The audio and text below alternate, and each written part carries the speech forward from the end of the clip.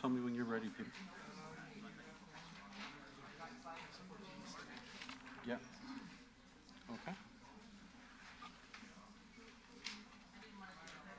Ready to go? Good evening, everybody. Welcome to Planning and Development Committee of October 7th. All members are present except Councillor Fortini, who is away on other municipal business. Our first item is the approval of the agenda. Members of the committee, there were no changes. Just to also note that there is a deferral regarding item, I believe it's 11.1. Oh no, my apologies. It's regarding the group home application for 23 Hillside Drive.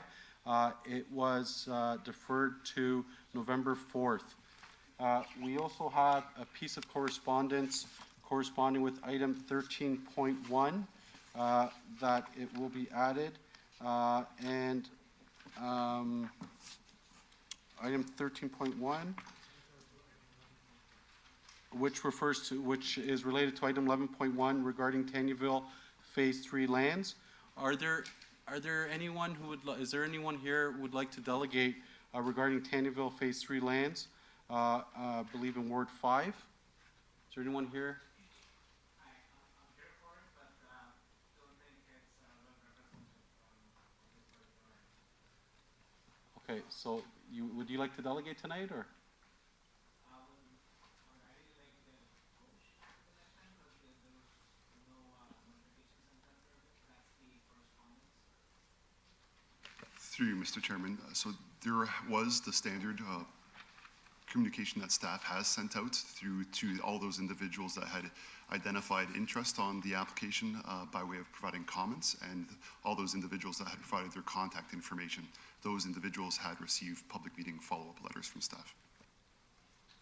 Okay, so.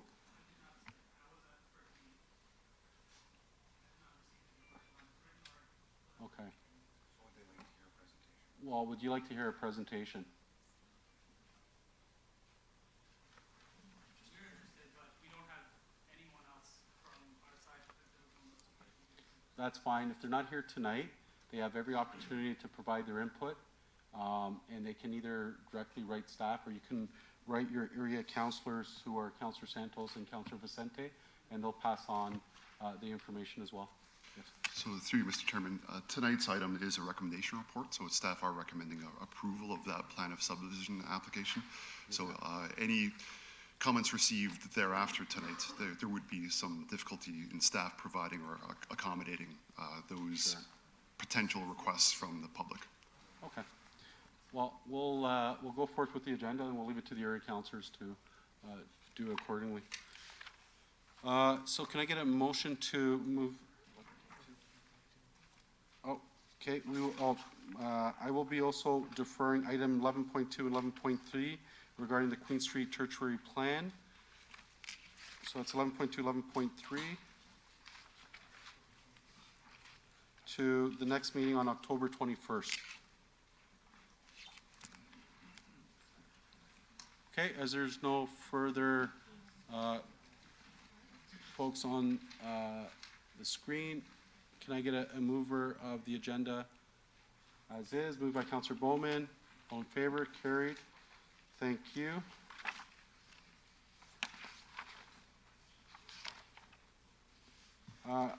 We are now on to, do any members have a declaration of pecuniary interest under the Municipal Conflict of Interest Act for any matter to be considered on today's agenda?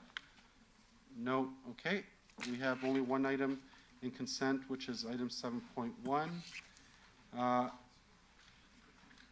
And we are now at item 4.1 regarding the application amend the zoning bylaw by Waguru Investment Incorporated, Gangyo Walker Domes Limited, Zero Steels Ward 3. Is anyone here would like to hear a presentation regarding this item? No. Okay. So we will go on. Do I need a motion to receive? Okay. So can I get a motion to receive the staff report, item 4.1, moved by Councillor Bowman? All in favor? carried. Thank you. We go on now to item 4.2, which is regarding Clarence Street, Ward 3. And I'll hand it over. Are there, I guess there are folks here who would like to hear a presentation? Or yes? Great. So I will now invite staff. Welcome, Mr. Vandenberg.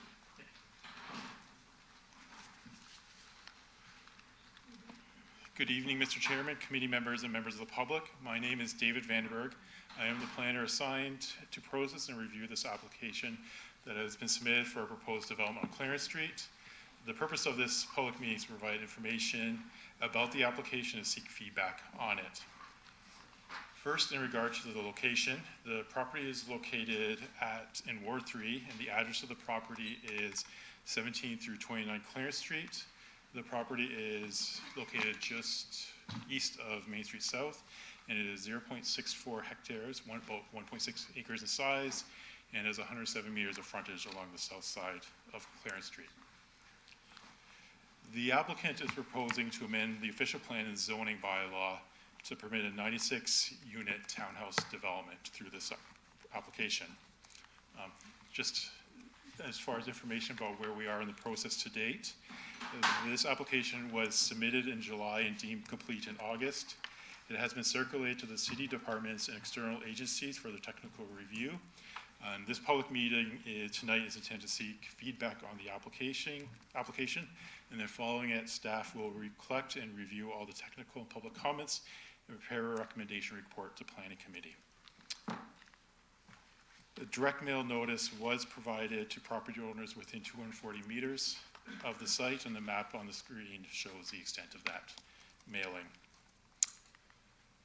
A little bit about the area context. As you can see on this slide, the site is currently vacant. The previous land use on it were single detached dwellings, and the surrounding land use in the area is low density residential. I would also note that there is a concentration of heritage resources along Main Street South, and you can also see on the air photo that Etobicoke Creek and Centennial Park are located to the south. On this slide, you can see a bird's eye view of the property, and you can more clearly see the type of housing that's in the area.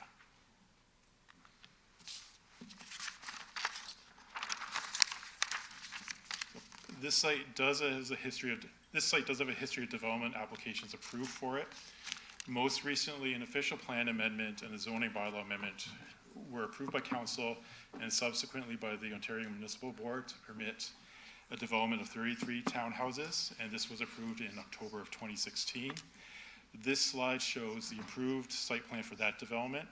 It provided for 33 street townhouses in 6 blocks, as well as an open space area on the south lot line in place to protect existing trees in that area. Site plan approval was issued for this development, but that was since retracted at the request of the applicant because they chose to no longer pursue this development. And I would also note that before this, there was also an application for 14 townhouses that was approved for the portion of the subject site that is located at 17, 19, and 21 Clarence Street. So on the screen here, you have the new development proposal, and this is the concept plan that the applicant submitted with their application. And it includes 4 townhouse blocks containing 96 back-to-back stacked townhouse dwellings. There are 146 parking spaces primarily located underground and an underground parking garage, and 58 bicycle parking spaces. There is 1 full access to Clarence Street at the western edge of the site, and a secondary emergency access in the middle of the site. There is also an outdoor amenity space with a children's play area that's proposed, as well as a natural area located on the south lot line. On this slide shows a rendering of the proposed development as it's seen along the Clarence Street frontage. So for the remainder of my presentation, I will be discussing the planning framework for the subject property, And I would note the subject application is being reviewed for consistency with the provincial policy statement and conformity with the provincial growth plan and other relevant provincial policies, as well as the regional and city official plans. In the city's official plan, the property is designated central area, and the official plan states that the vision for the central area is to continue reinforcing its role as a focal area for investment in institutional and region-wide public services, as well as commercial, recreation, cultural, and entertainment uses. The central area is a major preferred location for investment and intensification, permitting a full range of office, retail, commercial, and service activities. The official plan also includes policies to be considered when redevelopment is proposed in an existing neighborhood. The key consideration then is compatibility. The official plan does state that compatibility does not mean that the new development must be the same as the surrounding land use, but instead relates to whether or not the new development can be harmoniously integrated in use, scale, form, and character. An amendment to the official plan is not required for the proposed land use. Conformity with other provisions of the official plan will be evaluated as part of the review of this application. In the secondary plan, the subject property is designated as for medium density residential uses. The intent of this designation is to encourage infill residential development that is sympathetic in scale to existing building stock, and the primary use associated with it is street townhouses. And this designation was established through the previous development application. The property is also subject to Special Policy Area 8 in the secondary plan, which sets 33 as the maximum number of permitted units that can be built at the site. It also sets a height limit of 3 stories and includes policies related to the design of the development. In the zoning bylaw, the subject lands are zoned residential townhouse C, section 2466.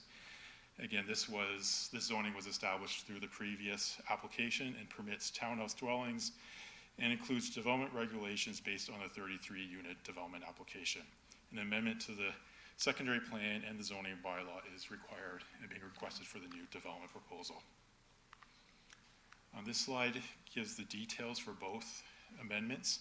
So for the official plan amendment as proposed by the applicant would change the secondary plan designation to medium/medium high density residential and establish site-specific policies that limit the number of units to 96 and limits building height to 3 stories, not including roof structures for stairways or mechanical equipment. And the zoning bylaw amendment as proposed by the applicant would establish a new site-specific zone for the development and includes the following provisions: that there be a maximum of 96 units, the maximum height be 3 stories, there's a maximum floor space index, which is the ratio of building area to site area of 1.2, and a minimum parking rate of 1.5 spaces per unit. So staff has received the applications beginning their review of it, and there are a number of specific issues that has been identified on this file in addition to the general assessment of the proposed land use and its impact on the surrounding neighborhood.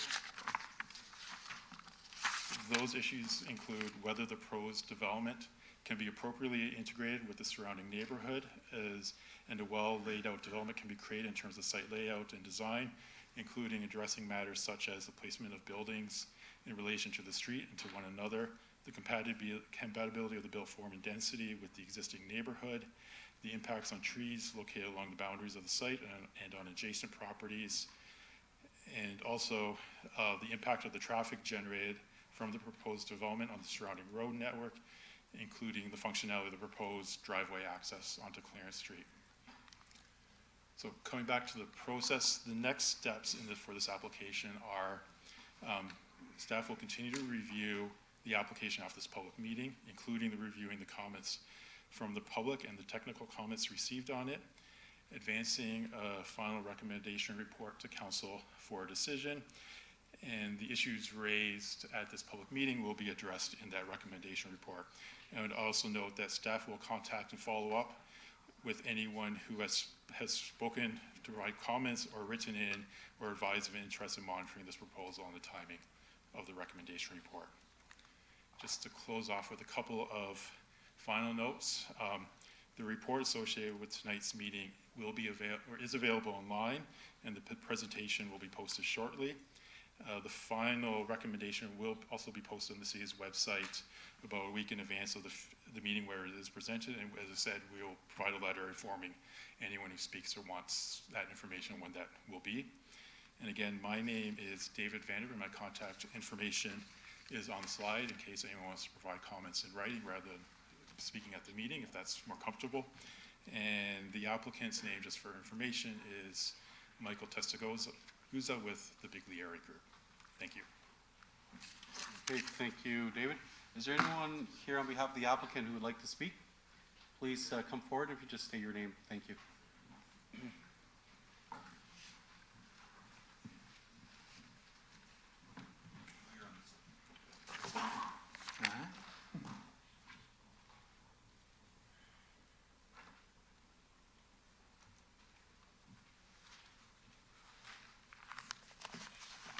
I did, yeah.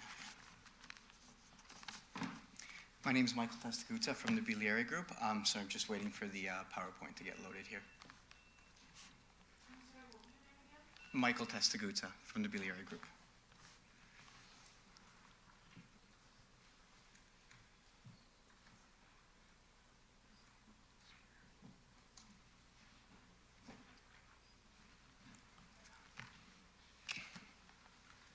Thank you very much.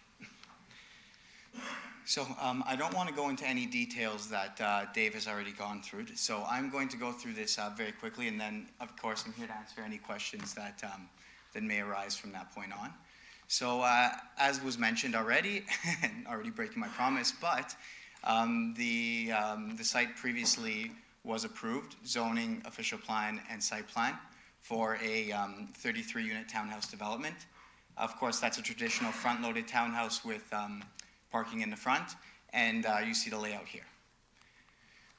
So that application was obviously pulled back by the applicant. They did go to market, and unfortunately, they could not sell that project. They received insufficient sales to construct it, and so we're here today. Now, what you see here on the slide is the context of the application. Obviously, within Brampton's central area, within walking distance to a number of local amenities such as schools, such as parks, such as the downtown itself and the employment and retail opportunities there, as well as, of course, the readily available transit on Main Street and up at the GO station in downtown Brampton. That's the context of this application, is that it is in the central area and it is within walking and biking distance from all of these amenities. Here we have a comparison plan. So there's no secret here. It is 96 units. They are stacked and back-to-back, as I've explained to a number of people at the onset of the meeting before we got here, and also obviously at the community meeting a couple of months ago. So if you take a look here, this is an overlay plan. The orange is the previous proposal, and the blue is the new. So what this plan is attempting to show is, from a setback perspective, the application is improving upon the previous. From a Clarence Street perspective, there's no side yards now or side building facades facing onto Clarence, which is obviously preferred. The coverage is actually decreased. The green space has increased because all the parking is below grade. And the tree protection zone has been maintained, as well as the amenity space. In fact, as you can see there, there's actually been somewhat of an increase in both of those areas.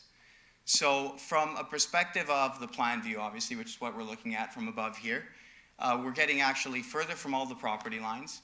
If you look along the eastern boundary, we actually have a lot less building frontage with people's backyards looking directly into somebody else's back. So from a plan view here, we see a lot of benefits, I'll say. Although, from what I've heard today, there's obviously some in the audience who would disagree, but I take no issue with that. It's fair. Now, with regards to a height comparison here, because I think that's important to also look at, there is a very minimal, but there is an increase in height. So the previous applications were 3 stories in height, as are these. The red outline you see here is the previous building, and the black outline is what's being proposed now. So on Clarence Street, you can see that The previous units actually also had an access to the rooftop there, and so the difference is a meter, in essence, 1.1 meter, I believe. And then in the rear, we have units that previously didn't have access to the rooftop, so the only change from a height perspective there is in the center of the building where there's now a rooftop stair access. So as you can see from here, more or less, the height is not changed from the previous application that was approved. The other thing you'll note here, and it's just in case anybody in the audience didn't have a chance to hear me explain this previously, the additional density in terms of number of units you're seeing is because of the type of units, the stacked back-to-back. This provides a fairly good example of that. As you can see, the units are actually vertically split, so down the middle. So there'll be units facing onto both sides of the blocks, and they're also horizontally split. So the first 2 stories, well, the basement and the first floor belong to one unit, and the second and the third floor belong to the other unit. So that's where the additional units come from, and it's just to let everybody know. The other thing we did here at the public meeting, and I do know that many of you did request that the density go down at that public meeting, among other items. What we did try to take away from it, and obviously this is an ongoing process, but we did try to take away that we know that the look of the previous one, and the previous one is here, was perhaps too monotonous for people. Now, our architects continued with the modern design, which is this one here, but they've added more differentiation in the facade materials to break up that look. So you see different types of wood paneling on the front, different types of brick.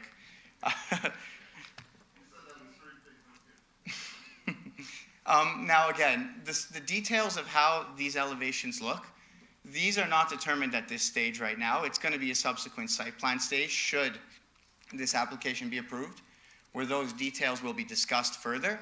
And obviously all of that can still be discussed with staff and with the neighborhood, but we're trying to show that at least where we feel, I guess on our end that we can, we are willing to make changes, and that won't stop here. So at this point, I think everyone here has seen me present enough times on this one, so I will just take any further questions that people may have. Thank you very much. At this stage, I would invite you to, you can take your seat. If there's anyone in the audience who would like to come and delegate, if you come in, you can sign in with staff over there. Just come to the podium, state your name, and you will have 5 minutes to delegate. Is there anyone? Please come down. For those who'd like to delegate, please come in and sign in with city staff. Okay, we'll just give it a sec. And for those who don't feel comfortable to speak tonight, again, you can write Mr. Vandenberg directly through email, or you can contact Councillor Bowman or myself, and we'll pass on those comments. Okay, Mr. Montgomery, if you can state your name for public record. Yeah, certainly. Kevin Montgomery, I'm a resident of Ward 3. I'll just cut to the chase at the beginning. I am in favor of this, and I'll explain why. I think in any city, growth is sometimes difficult and messy, but what we have, the situation that we have in Brampton right now is, for a large part of it, it is developed around sprawl, and that needs to change. An opportunity for an infill project like this, it works to start addressing that. To that point, my only point of contention, I would say, is that from what I understand of the parking, that minimum is actually a reduction of what the bylaws state it should be. I would have liked to see something a bit more ambitious in bringing it down even further. But apart from that, the conversations that I've had, I understand that the actual capacity of the road is not going to change. So any of the behavior that we're currently seeing in traffic is not likely to profoundly change either. We have, no, it's, Okay, please, I would ask everyone respect who's delegating. Thank you. it's like, it might take longer for traffic to clear out, but in terms of volume at any one point during rush hour, I don't foresee a lot of that changing significantly. And frankly, the traffic issues that people might, that I've heard certainly as a concern in the area, are ubiquitous across the whole city. There's a bigger problem that we have in Brampton with speeding and people just driving poorly in general. but that's beyond the scope of this presentation. I do have one question, if I might. I thought I heard very quickly a mention of bicycle parking. Did I hear that correctly? So was that to the applicant? Maybe you'd like to? 50 plus spots? Okay. And that amounts to, in terms of the overall parking capacity, is that 25% roughly, if I have that? 25% of, sorry, the underground, like from. Yeah, so combined bike parking and car parking capacities? Oh, understood, yeah, so it would be about a quarter.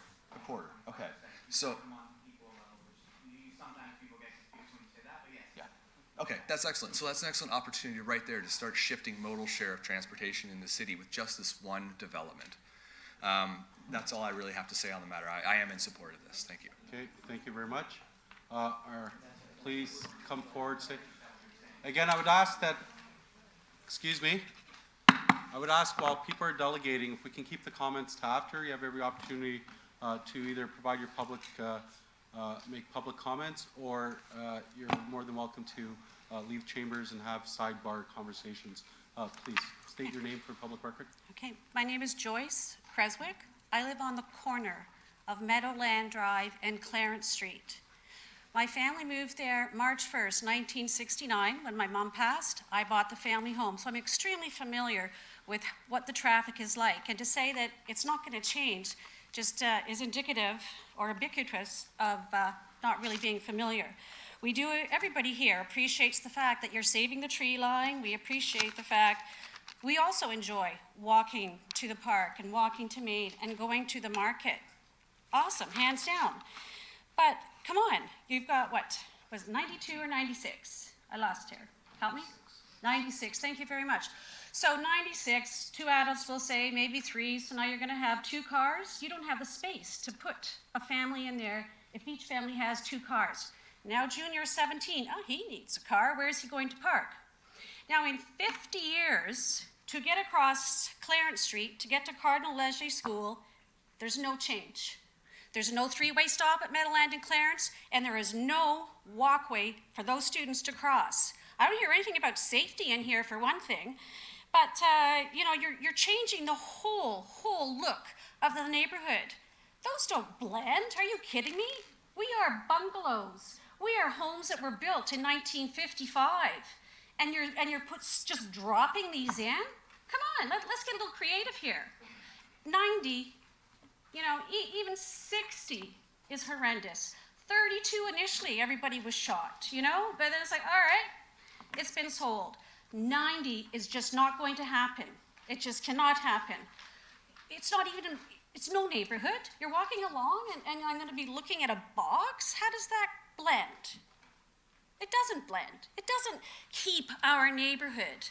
There's another couple here. They've been on Meadowland Drive 55 years. And they just see it all coming apart. It's wrong. Give us a sense of that you care at least enough to keep the character of our neighborhood. The character of our neighborhood and some safety here. But to say that there's not going to be any change in traffic, come on over, corner of Meadowland, blue siding, I'll put on the coffee. Sorry, no wine, darling. And we'll just sit there, okay? We will just sit there. Every single day, I hear the tires screeching because when you come down the Clarence Street Hill, nobody is expecting you to turn left onto Meadowland Drive. Who would do that? Who would do that? So then when I have to come around the corner, I go really, really slow because I suddenly have to turn right into my driveway. If I accelerate just modestly, someone's going to be on my tail, and I've nearly been hit 3 times. And I'm just going right there. I had a fellow, I'm going slow, I park in my driveway. He lives at the end there on Meadowland. He zipped back, went across the street, gave me verbal diarrhea because I moved a little bit too slow into my driveway. If you increase the number of vehicles in our neighborhood, it's going to be absolutely horrendous. I think everybody here realizes there's change. This is wrong. This is not a good change. You've got to reduce it. I don't know enough about this stuff to tell you how much reduce it, but we all know 90. You don't have to be a city planner. You don't have to be the subcontract guy working for these people coming up with a plan. That's what he's paid to do.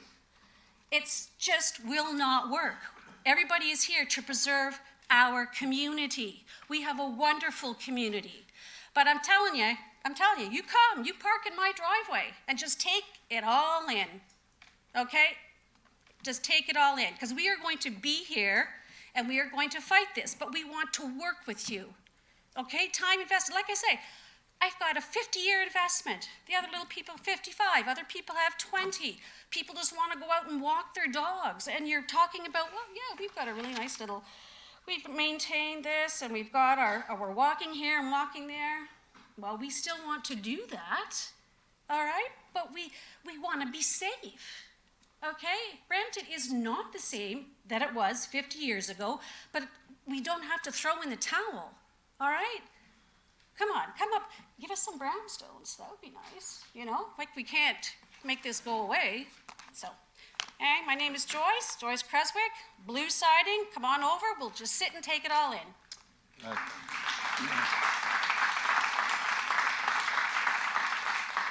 So thank you very much. Just a reminder for those in the audience, councillors today cannot express opposition or support of any application that's right now being considered during a public meeting. We can ask questions for clarification, but we cannot prejudice any of, I guess, the applications tonight. So understanding some of the comments are people concerned, but our sort of role tonight is simply to take the comments. Staff will take those comments, and they will do a technical review of the application. So I just want to make that clear. Thank you. If you can please state your name for public record. Good evening, councillors, senior staff, and fellow neighbors. My name is Chris Boehner, and I'm a resident of 97 Main Street South, which is located approximately 100 meters from the proposed development known as Landmark Clarence, Inc. This site has now been in 6 years in the planning stages to build a high-quality infill development directly adjacent to the Main Street South Heritage District, an area that most of you will agree is a special place in our city and acts as a gateway into our downtown core. First, there was Clarence Height Estates by Yorkshire Holdings, a proposal for 14 luxury and heritage-inspired townhomes back in October 2013. If you're not familiar with it, that's what it kind of looked like. Then this was followed by the next developer purchasing additional properties and expanding the site to include 36 heritage-inspired townhomes in 2015. And after a legal battle to protect the mature trees at the south end of the property, the number of units was reduced to 33. And Gage Park Towns emerged as a very contemporary but upscale townhome development that was largely accepted by everyone, and we all believed it would move forward. The 33 contemporary townhomes was also endorsed by staff and was endorsed by the previous council. Now we have Biglari Group trying to do a classic bait and switch, proposing 96 stacked townhomes with almost 150 underground parking spaces. They are attempting to cram as much people and cars into this 1.5-acre parcel with the sole purpose to more than double their profit margin. We've gone from 14 high-end heritage-inspired homes to 96 plain and uninspiring blocks. To be clear, a traditional townhome and stacked townhome are dramatically different properties. A townhome is a dwelling that shares walls on either side, offers the owner their own garage, a small patio or yard space with their own private entrance. A stacked townhome, although sharing sidewalls, are built vertically with 2 or 3 units stacked on top of each other. They are more like a low-rise apartment building with no common hallway and no elevators. All the owners will have to take stairs from the underground parking garage to the main level and then take another 1 to 2 flights of stairs to access each individual unit. From my research, a stacked town is less expensive to build than a traditional townhome and has become very popular within the developing community lately. It offers prospective buyers a lower entry price, but at the same time, a higher profit margin for developers. Although good for developers, is it good for Clarence Street, with the increased number of cars trying to navigate around a very busy and congested street? Is it a good proposal to build adjacent to the Main Street Heritage District, where homeowners will see these units as an encroachment to the low-density zoning for the rest of the neighborhood? Biglari Group knew exactly what they bought, a property zoned for 33 upscale townhomes. What they have proposed is an uninspired and very dense development for the site with the sole purpose of maximizing their profit. That's all they care about. They can make millions of dollars building those 33 townhouses. Are we to allow them to make that change? Are we allowed them to make that change for the neighborhood so dramatically that they can make a few million more? Who's going to benefit? Don't get me wrong, I'm all for intensification in the right areas, and this is not a case of NIMBYism. There are probably dozens of sites across the city where such a proposal could be built without any issue. However, this is not just any place in Brampton, is it? And must be treated differently. Are we tired of developers coming into our city and building a product that wouldn't be considered in their own backyard? We'll hear this is a good developer for Brampton, and we should be happy just to get this new project and investment. But at what cost?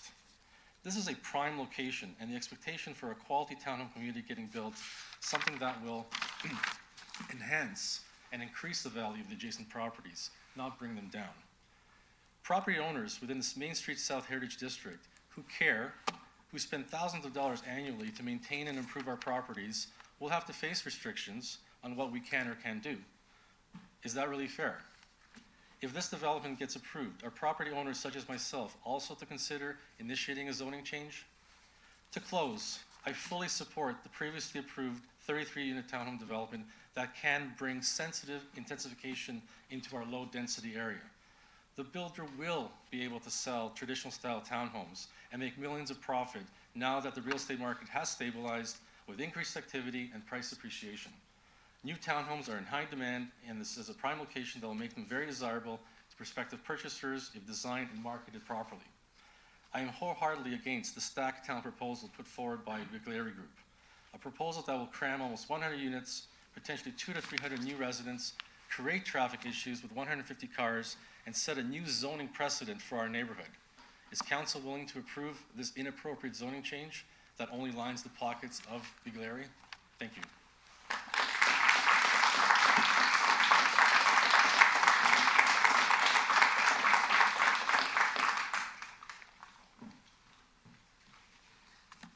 Good evening. My name is Lynn Wallace, and I live on Eldmar Ave, just a few blocks from, but not within the notification zone. I do have a few questions that I would hope to be able to ask the developer. One being stormwater. Actually, first, can you tell me, you've got the paved area footage. How much of the site is hard landscaping, including the building? How much of the total area? Yeah, so, do you want to come up there, or? Yeah.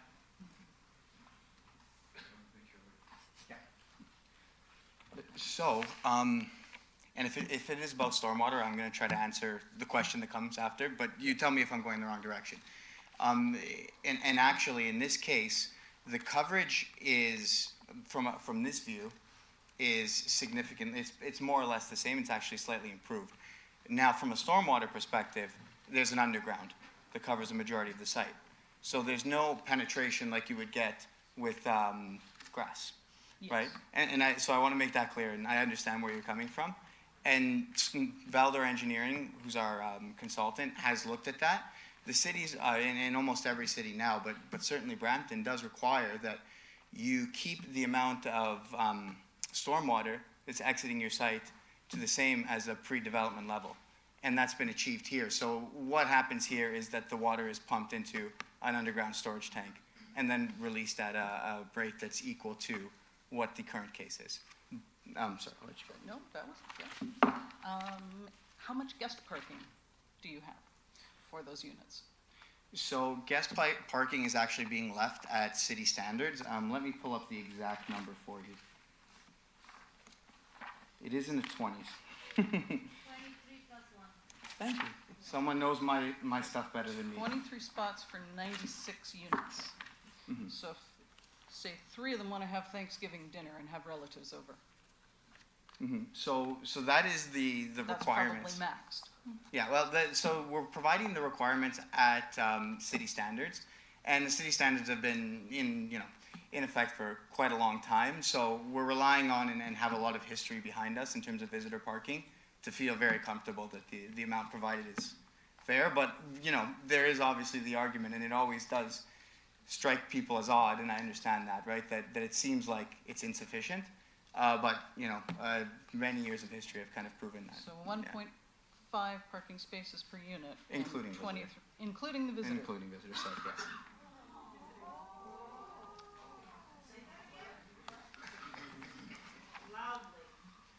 Of course.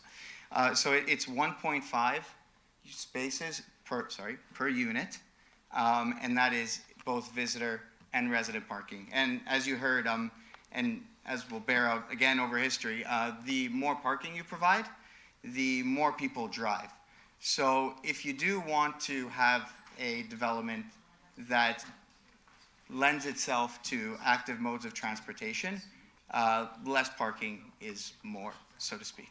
And then one last question for you. You mentioned that it's close to walk to schools, and so the last development had a sign very prominently displayed out front of the property that said students would not be attending the local schools, they would be bused out of the area.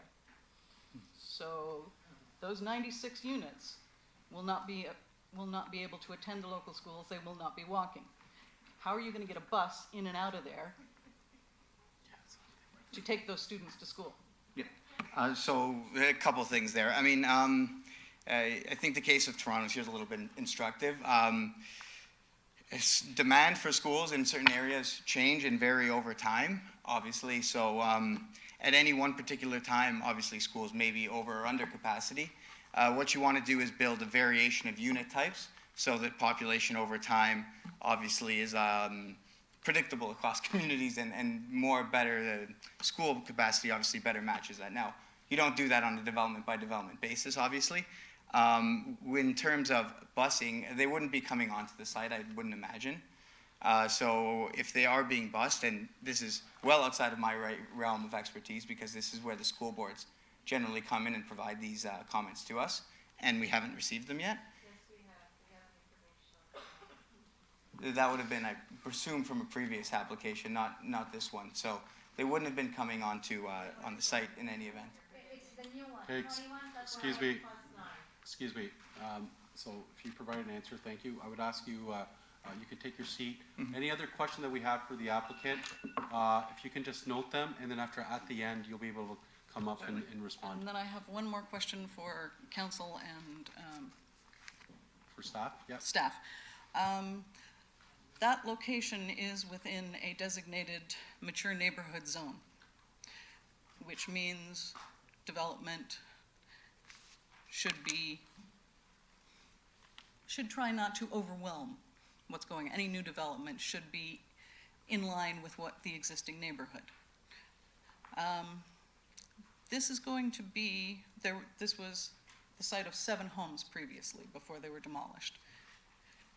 7 to 96 is a multiple of 13. That's a huge jump in density, and I don't see that as protecting a mature neighborhood. So I'll And my hand time this is over, up. I'll hand this over to staff, but again, this is not the city's proposal, this is an applicant. We can't stop the applicant for putting forth an application with the amount of intensity or density that they want. But the staff will maybe want to provide a comment? Through Mr. Chairman, I'll just really offer at this point in time that staff, are cognizant of the mature character of the area. And as we're reviewing the application towards ultimately making a recommendation through to committee and council, we'll be considering design matters and compatibility matters with all of the other technical pieces as well. Thank you very much.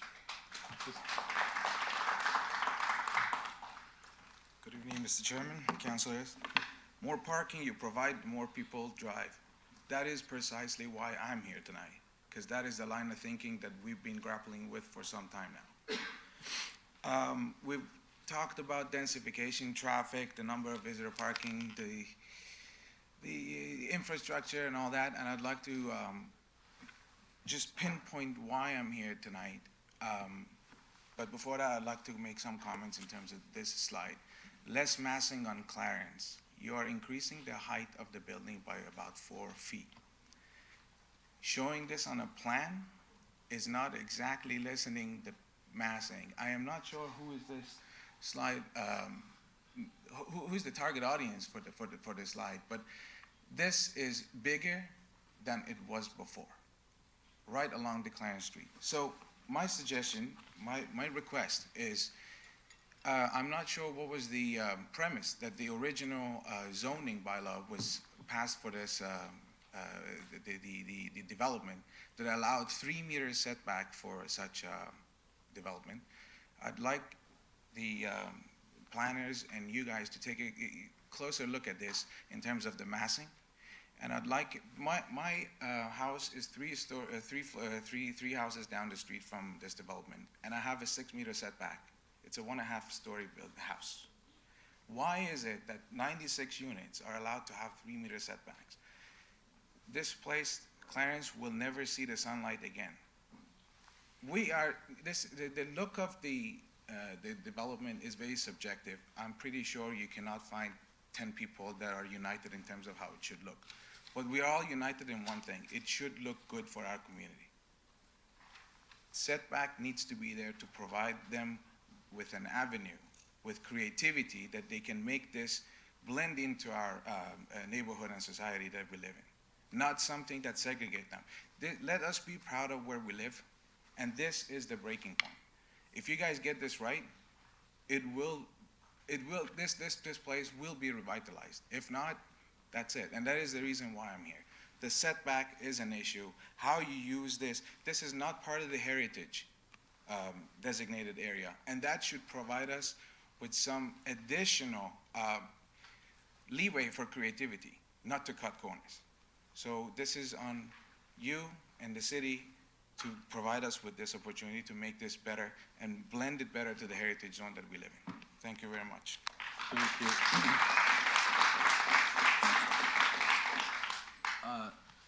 Yeah, please.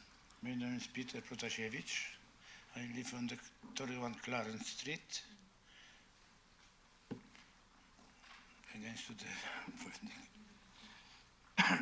if I understand, those 2 acres land.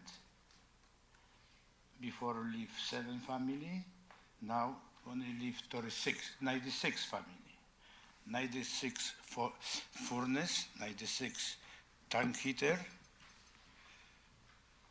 it too many cars. I want to say for this project no, because too many people complain about the traffic. I complain too. When I see this building, look to me very close to the street, 3 meters. Remember a long time ago was at least 6 meters zoning. Now we got 3 meters, no grass. Before was 50%, at least it gotta be grass before the building. Now no grass. Can you put this building a little bit back? 3 meters, I don't know, from the sidewalk or 3 meters from the street. On the picture look very, very nice. On the picture on next across the street look very nice because all grass. Next on the other side is too many houses. Then when I look on the fence, they look to me 4x4 and 6 feet high. I asked this man, it said me to 6 feet. Fence supposed to be more higher, heavy duty, or put the block wall. Because I don't want to live close to this too many family. I live in the Brampton already 30 years. I was happy. Now something happened. Brampton need more nice place, you know, just business 36 and. The gentleman say this is protected the tree. It's not true. Too many boards already laid down on the ground. The fence is broken, the net fence. I got the grandkids, I got the come to play. I don't believe it when we start the construction. For now, half tree is not protected. For now, 1 tree already died, very, very big tree. Another trees with very bad condition. And the my board and this.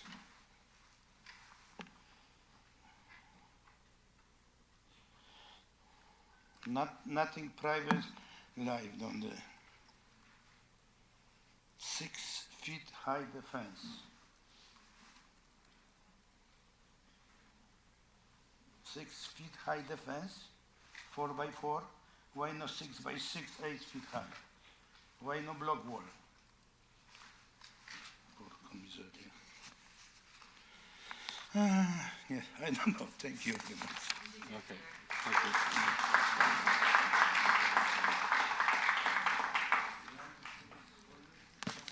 Good evening, my name is B. Hannah Van, I live at 9 Etobicoke Drive, Brampton.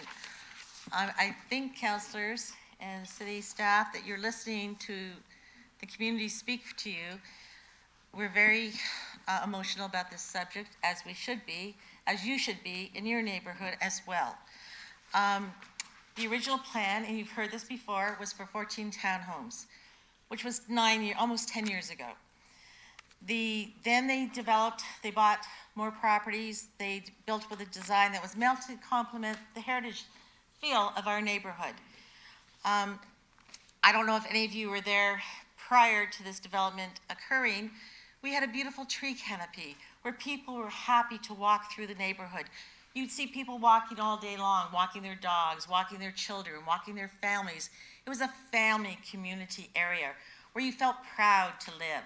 You could walk through the parks, you could walk down to the plazas, as the gentleman has explained. Yes, we do have amenities close to us, which are dear to our heart. It's a very important part of our community. I've lived there for 25 years, and I'm proud to be a member of this community. These people have come in, and I say these people, they said that they were here to beautify our neighborhood. I'm sorry, I don't know what was wrong with our neighborhood before. We had a tree canopy of 79 trees. Through the efforts of a neighbor of mine, thank goodness, she was able to fight to preserve the trees that we have. They have now taken the 7 houses down, and we have a ground that's laying there empty, foul, which is barren. So we have rats, we have mice, we've had to call the city several times to say, please come and fix your property, to which their reply is, well, we don't understand what the issue is. I know this is being personal, and I apologize to this, but that's the only way I know how to speak, is personally from my heart. The homes that they're proposing were the 33 homes, which we were all excited about. We weren't happy, but we were excited to develop and have new families move into our neighborhood, because that's an important part of growth too. And that was in with the provincial policy statement and the growth plan, as well as our city's official strategy plan and development. There's so many new councillors here. I wish you had been here in the original, where you could have seen the beautiful presentation we showed of what our area looked like, what it was before this developer who said he's come to beautify our neighborhood looks like now. It looks like a war zone, actually. We've shown our commitment that we want this kind of community to exist, that we want growth, we want positive building, but at what cost? Is it to tear down homes and then let them lay there? And then, I understand it's a business. I understand that he's there to make money. I get that. But at 96 homes, stacked homes, that are not in the heritage group, this should be a community where we could walk down Clarence and you could go, oh my God, this is amazing. I want to live here. To be honest with you, looking at that, and it's not got to do with the structure of the development, because we're never going to ever going to agree on what kind of home we want to look at, whether it's the style. The idea is that you want to walk down there, you want trees, you want a canopy, you want something that you can be proud of and say, this is where I live. This is not going to happen here. He's building 2-bedroom homes. We talked about this at the meeting where there was close to 100 staff. They tried to tell you there was 20 to 40 people there. There was almost 100 of us there objecting to what he was going to do. We asked him, 2-bedroom, what kind of neighborhood are you looking for? He told us he was looking for senior citizens, young families. A 2-bedroom place that has no elevator. I'm a senior citizen. I'm not going to be able to climb up those stairs, especially not in the winter. There's no elevators. Yes, he's built underground, which is wonderful. What happened to the wonderful canopy? Push back those townhouses, build less, build something that we can all be proud of, build something that when you walk down there, you have that wow factor. You want to be proud to be living in there. I don't want to walk down. I walk down there every day with my dog and I go, oh my God, I can't believe this is here. I understand that right now we're waiting. When we talked to them in the meeting, They told us, oh yes, we could build 1 bedroom, 2 bedroom, 3 bedrooms. Yes, we want this to be a community. It's still a 2 bedroom. They told us, the developer said, we will reduce this from 96 to 93. He hasn't changed that. He's not committed to our community. He's not invested in our community. He wants to get in, get his buck, and get out. I'm saying, as a member of this community, please don't allow this. Have some respect for the neighbors who live here. Have some respect for us. Yes, let's have a building, but let's have respect for the neighbors, and let's do something that we can all be proud of as Bramptonians. Thank you.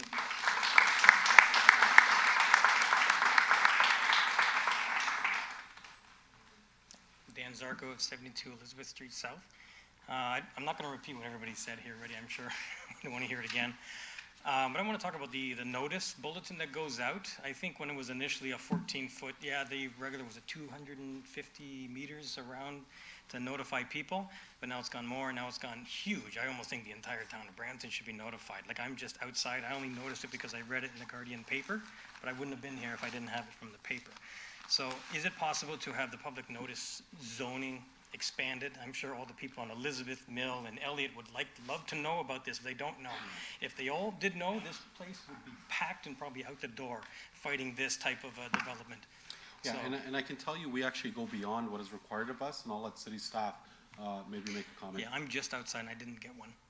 That is correct, Mr. Chairman. So as per the Planning Act, that identifies really how municipalities are to communicate through to residents, landowners about development applications to ensure that there's public engagement on matters for public meetings. It identifies that the radius should be 120 meters from the edge of the property for mailing purposes. It identifies that you can either communicate that way or you can communicate through a paper notice, through the paper. What Brampton, though, does by way of council's approval is we do both. So we communicate by way of the newspaper as well as a mailing. And with the mailing, it's not a 120 meter radius, but rather we've doubled that. So it's 240 meters. So together with that, there is a notice that's on the property as well. And we ensure engagement through those means. Okay, Is thank it you. possible to widen it? Like I know it's a part of the heritage neighborhood that everybody's talking about. It's only a small section of it. Now that's a 96 unit place. It's definitely going to impact the entire neighborhood all the way up from Main, Elliott Street down to Harold Street. Everybody drives through there. I know the traffic's a big thing. I'm on Elizabeth. People will be cutting through, zipping up Elizabeth with more traffic.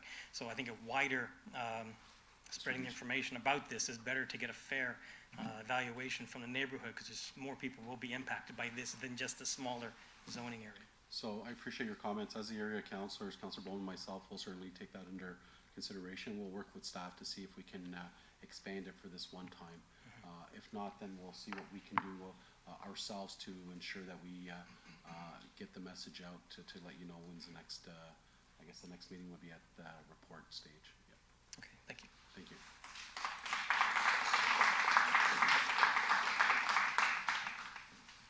Hello, my name is Sylvia. I'm a resident of Ward 3. I live in Peel Village. When I go to City Council, I pass along Main Street, right along here.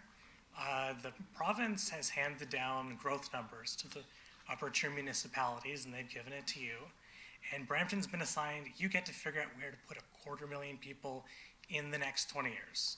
For decades, the council has been, we're just going to continue to sprawl outwards. And if you look at the financial books, the problem is by expanding outwards, it has not paid for itself.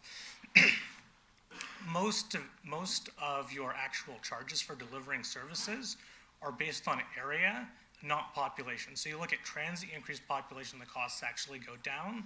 For the fire department, we need to build a new fire station, not because of the number of people or the number of calls. Less than half of the calls are fire.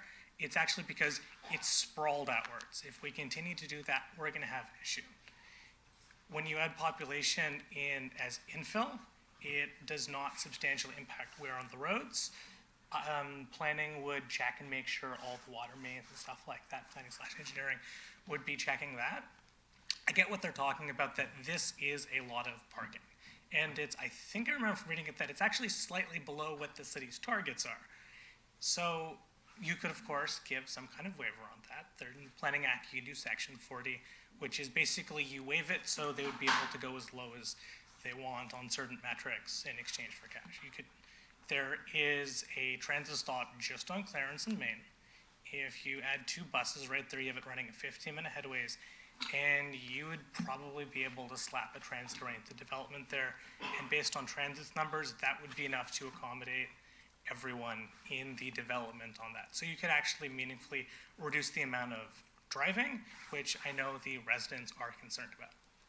The province has also expanded your MTSA zones. It used to be 400 meters, it's now 500 to 800, which means if you're going to build an LRT or anything along Main, if you have a stop at Nanwood, this site is now in it, as are a substantially increased number of older homes. If you add a bunch of units on one site, then that means you need to demolish less units on other places. So the actual amount of units would stay, there would be less demolition and rebuilding of units. For 3 stories, that's actually very common in the UK, and if you look in the older parts of urban Toronto, 3 stories pretty common too. When it's aesthetically, it's something to look at. If you look at the urban areas of Toronto and in the UK, you do see 3-story brick townhouses, and those protrusions on the front could be dealt with bay windows, which would also happen to fit more with the historical character of this area, of the overall heritage of Upper Canada, and with Toronto too, including here. I mean, if you look at the buildings, yeah, you've got buildings that are covered in plaster, but the structure underneath is brick. Brampton Brick used to actually be one of the largest brickworks in North America. So, and I understand that planners do not get to control materiality.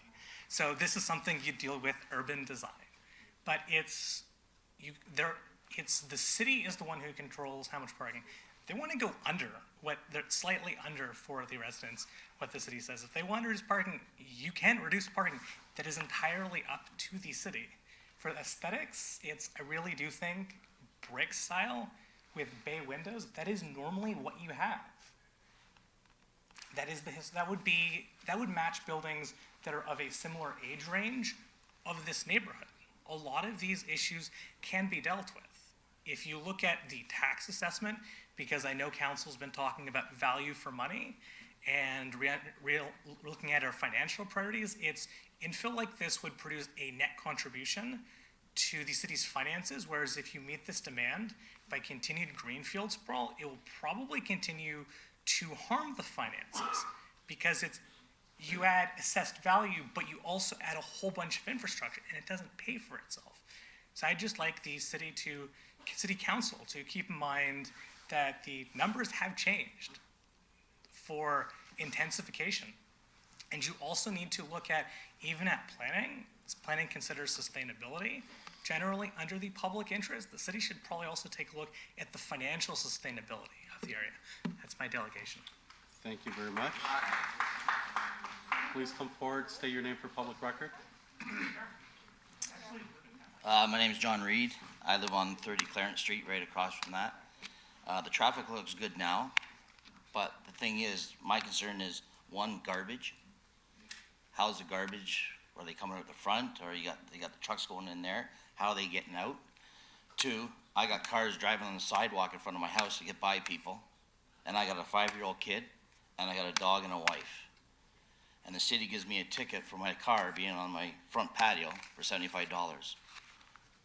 And now you guys are worried about all this 96 cars coming in. Like, it's pathetic. I do construction, road construction, and the entrance coming in and out of the place. How are they going to get out? It's a 2 lanes coming one side and 1 lane going the other way. The traffic's backed all the way past across from the bridge. It's impossible. Sirens all the time. There's accidents at Highway 10 in Clarence. There's accidents at Highway 10 and what's the street behind us? Guest Street. People get hurt with this traffic. Just imagine what's going to happen here.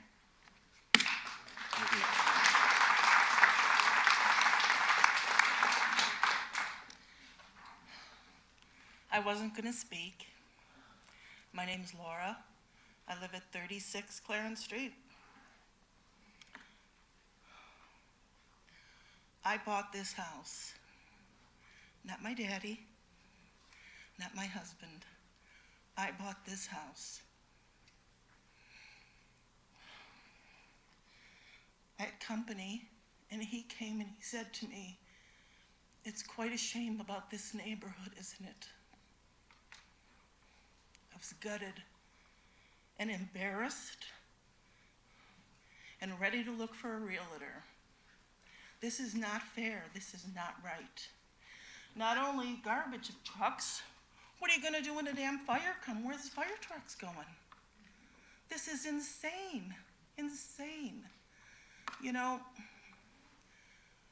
we have to stop and think about people.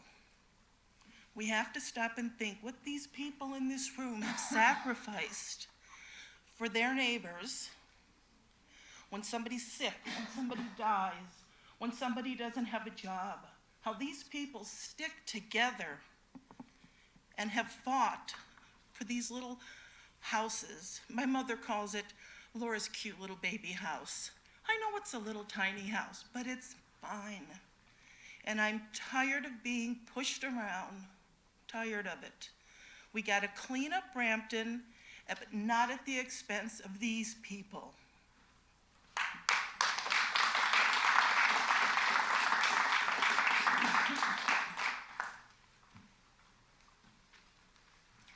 Good evening, councilors. My name is Shatal Vishare, and I live on 11 Etobicoke Drive. I am the neighbor along the south side of the property, and most of you know me and say, here we go again.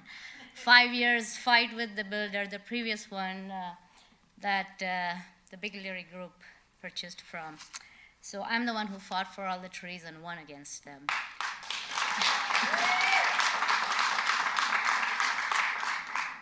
So, just for the records, I've never been against this development. Yes, Brampton needs development, infill is a priority, but for the right reasons. And this neighborhood does not need a subsidized townhouse or subsidized housing look along a heritage corridor.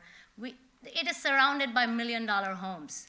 What are you doing to our property values? And I live in one because I pay very high property taxes every year. So unless the city is willing to cut down our taxes, by bringing in this, I'm sure I'll have a lot of people who will back me up if we create a petition to, reduce our property taxes. I'm sure everybody will support me on that too if this comes in and our values go down. Brampton has been turned into a bedroom city. Yes, we have all these bedrooms coming up, every square inch of the city. Where's the infrastructure? It's the same roads going down. Traffic is increasing. It will be an issue no matter 96 come up or 196 come up. It is always going to be an issue. So this is beyond this meeting where you need to look into it and create roads that actually look like that. Clarence does not look like that. It's missing all the houses in this green space. And even at 2 a.m., I can tell you there are not 4 cars on the road. There are more than that. So we really need to look beyond that if Brampton needs that infrastructure. This has been coming to the city for 10 years now. It's 10 years, from 2009 to 2019. 10 years that the neighborhood has been fighting for something to improve the neighborhood, to give Clarence a facelift. Yes, it needed a facelift, but that's not a facelift. I wouldn't pay for that as a facelift. And you need to worry about the pricing of all the houses surrounding it. You have a responsibility to your existing residents there who are paying the taxes, not worry about what's this going to bring into the city. You need to worry about us first. We come first, and then all the developments. Yes, the developers come in and present to you what they want to build, but it's about time that Brampton stands up for itself and say, no, this is not what we want, give us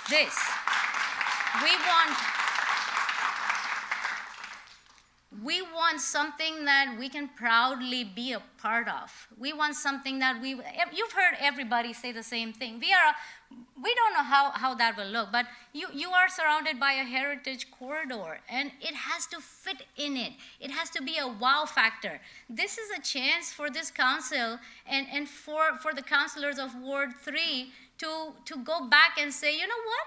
We need a wow factor. We just don't want another subsidized housing looking thing coming up on Clarence, because I think the 7 houses look much better than what we see here on here. So, few technicalities about the legal agreement. There is a legal agreement, binding agreement between the city and the builder about the trees, and it is a legal responsibility for everybody to follow through. The tree protection zone that was put up has not been cared for. It keeps going down. The impact of all the houses demolished and the trees that were completely taken down, 74 of them taken down, has had so much impact on our properties backing on that our fences are destroyed, completely destroyed by all the windstorms that we've never had in the 60 years that our houses has been standing on those lands. So we've already seen all the impacts. We want something to go up there because it's not a people-friendly zone right now. It is barren lands, and it is not cared for. A developer that does not care about the community at this stage, where they don't even bother cutting the grass. Everybody here has to send in requests to 311 and say, please get them to come and cut the grass.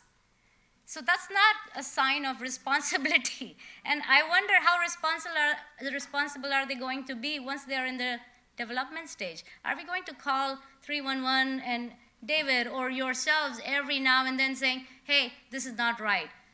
They're doing this, they're doing that. You don't want to be, constantly bombarded, and you will be bombarded. This community stands united in this.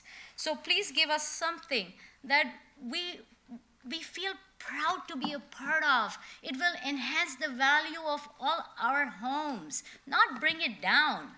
Because if the pricing of our homes go down. Sorry, you've surpassed the 5 minutes. Can I get a motion? Wait. Thank you.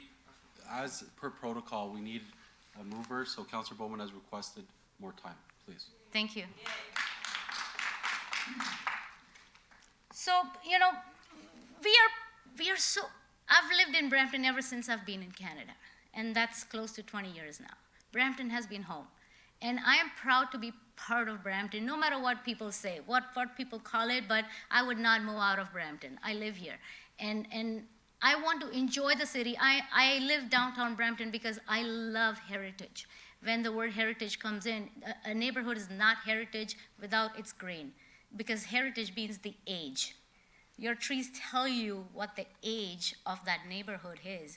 And most of it are gone, but we can preserve what we can. So even the look of those buildings need to gel in with the whole heritage factor. Yes, it's not part of the whole heritage district that has been proposed, but why not give it a look so that it's flowing seamlessly, so that all the tourists that are coming to Gage Park and just taking a walk down Main Street south of Queen is a tourist spot. I myself, when I didn't live here, would drive by Main Street just because it has the wow factor. If this continues, are we setting standards for this to come up downtown Brampton and everywhere in Brampton, or are we setting standards for something better, for something that people value, and for something where people want to move in? So let's set an example. Let the project go on, but let's set an example that Brampton deserves and demands the best. We are not going to tolerate what builders can afford to build or want to put in to build whatever, and the amount of money. If they're making money out of Brampton, what are they offering to our community? What are we getting out of it? Except for pain and all the hassle of giving up our family time and coming here for the past 10 years. What are we getting out of it? So, it is a chance for you people to demand and set standards as to what Brampton is expecting out of them for the community, for the residents. This is going to be a renter's paradise from the looks of it. And the community around that does not need it. Yes, there are other pockets in Brampton that can use it.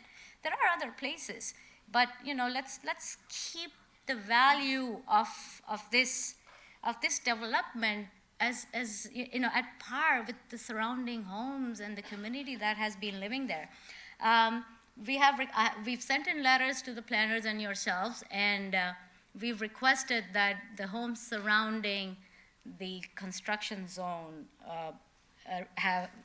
get a pre-construction survey by the builder, so that if there is any damages to our home, because we live in older homes, and if there's any damage to our homes, then they need to be responsible for it.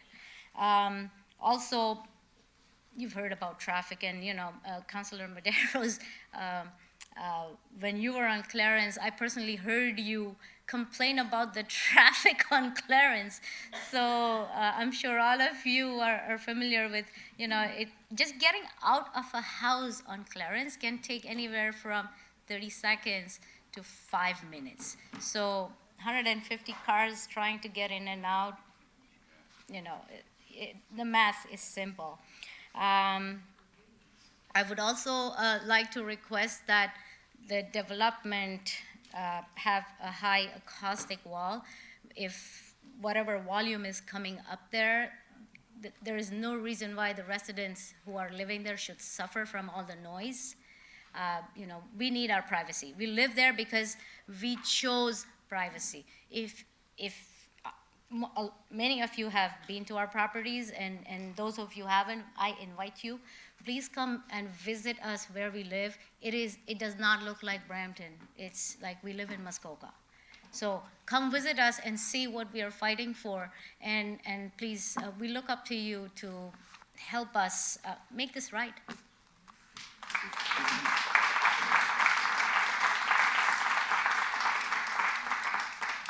So just before, I'm not sure if the representative of the applicant, is there any questions or comments that you'd like to address before we move forward? Certainly, if there's nobody else who wants to speak. No, please. Only on questions specifically. Yeah, no, Yeah. for sure. I've tried to summarize to a certain extent, obviously, though, without hopefully losing anything here. So and I'm going to go backwards to forwards. From an emergency services perspective, we do have the emergency access, so that second access, and that's also obviously for fire and for ambulance to ensure that they can gain access to the site and leave, but it won't be used by residents on a day-to-day basis. So I just want to clarify that. Similarly, for garbage pickup, it does happen interior to the site, so we do meet the Region of Peel's standards in that regard. So we do have a turnaround area and a loading area for that to occur all on site. In terms of parking, I mean, the comments were a little bit varied, some too much, some too little. It's certainly something we can look at as we work with staff on the transportation end to see if there's a better level of parking service to provide, especially if there's a way to, at the same time, reduce the amount of traffic that comes off that site. Certainly something we would be able to consider. I think we heard a lot about driving habits in Brampton, and of course, not something necessarily that we can control, but the potential to look at traffic calming measures is certainly something we can consider through the, again, look of the transportation. In terms of design, I think many people have said it, and they're quite right, that to a certain extent there's aesthetics, and then to a certain extent there's good design, and we're happy to, and we've already made obviously some changes to the design, and we're happy to keep looking at that going forward.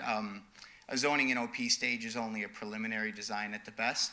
Obviously, that devil will come out in the details, so to speak, which is site plan.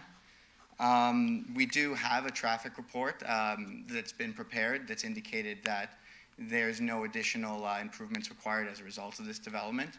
I know that...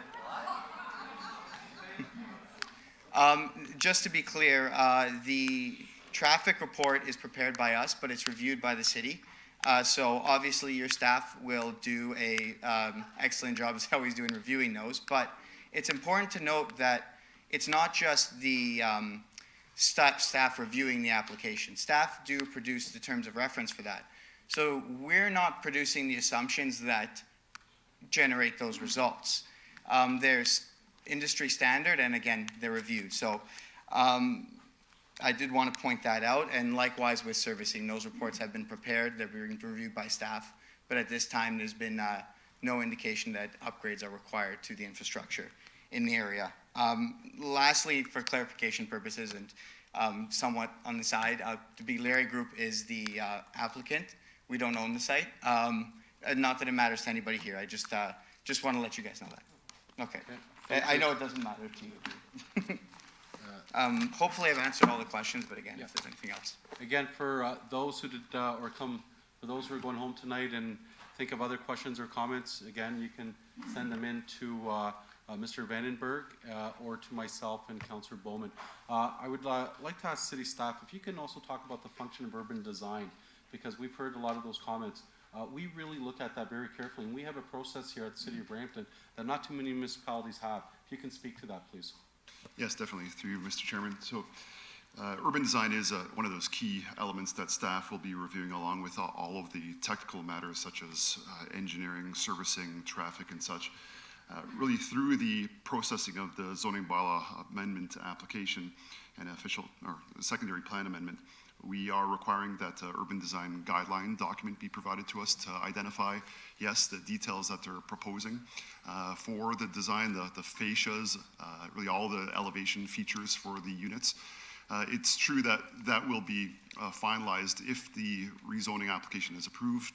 The aesthetics will be finalized through a site plan process, which is a subsequent planning process. But the guidelines that we're receiving now will identify all the principles that would have to be achieved through that later site plan application. With respect to the urban design review panel that the city has, this is an item that's appropriate for the panel to receive.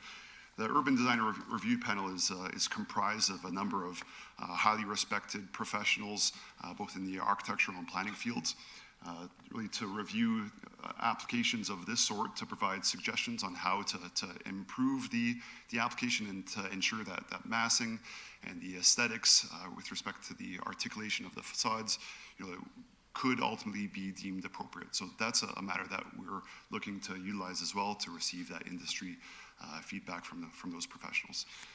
I would like to point out through Mr. Chairman that as it relates to process from this point onward, staff, yes, will be looking at all those technical matters and will be preparing at a future point in time a recommendation report through to committee and council. Really, just in advance of that report landing, staff, as always, put out a communication through to the residents that we have heard from. So in particular, residents that speak at the public meetings and those that provide comments through to us subsequent to a public meeting as well, if we have their contact information. It's those residents that we'll be making aware of an upcoming recommendation report that will be intending to land at a particular planning committee meeting. So it's those residents that we'll be responding to. Yeah, and just to note, based on, I thank you for the explanation. We did have someone who talked about us increasing the coverage, and I think that's a side discussion Councillor Bowen and myself can have with staff on how we do that. Now we go to members of the committee. If there's any questions, Councillor Bowman.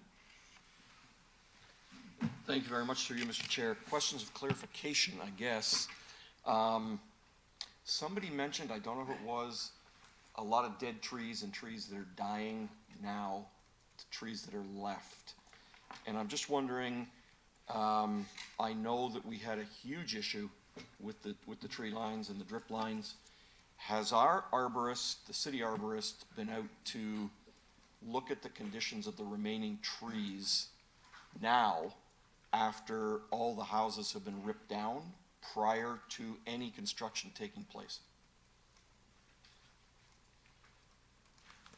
Through the chair, yes, Councilor Bowman, there is a very specific recommendations from the previous application related to the trees. One of them was that we retain a third-party arborist to do monitoring and inspection at various points in the construction process. So in this case, he did inspect the tree protection barrier fence. That was one of the scheduled periods. when it was first put in place. That is the only time that I'm aware of that he would have been made an inspection. As far as any dead or dying trees that have died, one of the unique things about the first application is there was agreements and requirements in regard to compensation for any trees that did die as a result of construction. So if there are any, the best thing would be to provide that information to myself, then I would have to follow up and there's a process that's established with the third-party arborist to determine what caused the death of the tree. So we would initiate that process if they provide us the information about the tree. Okay, and I'm just speaking on the residents' behalf. I think they would rather see preservation than compensation. So I think. As would we. I think we'd like to have an arborist, if possible, at some point go out, now that everything's done, that it's a vacant lot, and just see what the condition of those trees are prior to, if that's possible, I don't know. Yes, we can take that back and follow Okay, up. thank you. Noise studies, have noise studies been completed for the increase to 96 from 33?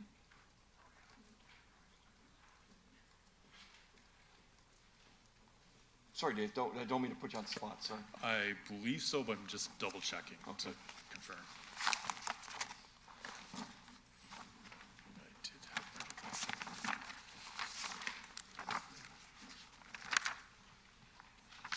Yes, there was a noise study submitted with the application. Okay, and that's for the increased number? Yes. Okay. I'm looking, thank you, Mr. Clerk, for having this slide up. That's the exact one I was looking for. The laneways that exist between the two buildings. Now, we've heard that that everything's okay as far as garbage collection, safety, ambulance, fire truck. Does that still hold true if, and I know this happens on some other residential streets where cars park on the street, does that hold true if there's a car from one of the units parked in the laneway? Or is that fully accessible still at that point?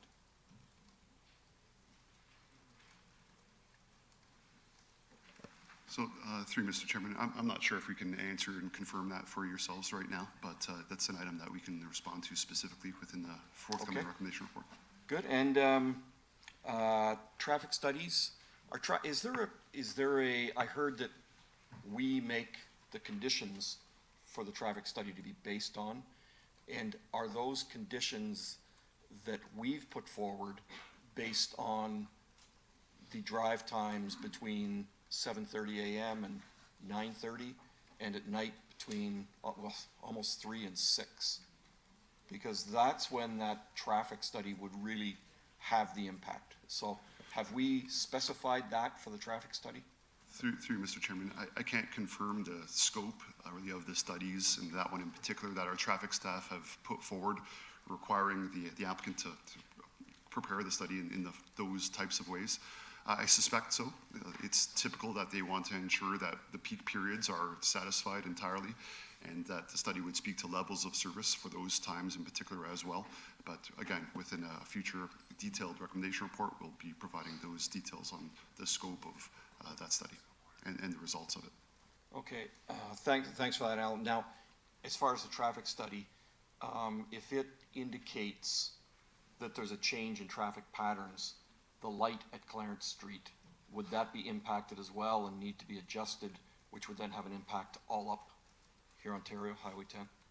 So through Mr. Chairman, I believe so. Yes, the levels of service that typically we see in those studies will speak to the occurrences and any congestion at particular periods of the day, really to that extent and within that context. Okay, thank you. One last question. I think one of the delegates indicated they have a petition signed by a number of residents. Was it the very first delegate? 96 plus 46. Okay, no, I just wanted to make sure that the petition comes forward to the city clerk so it becomes part of the record for tonight. Should have been sent. It was sent by Margaret. Etobicoke residents should have sent it in as well. I live on the street, I wish I had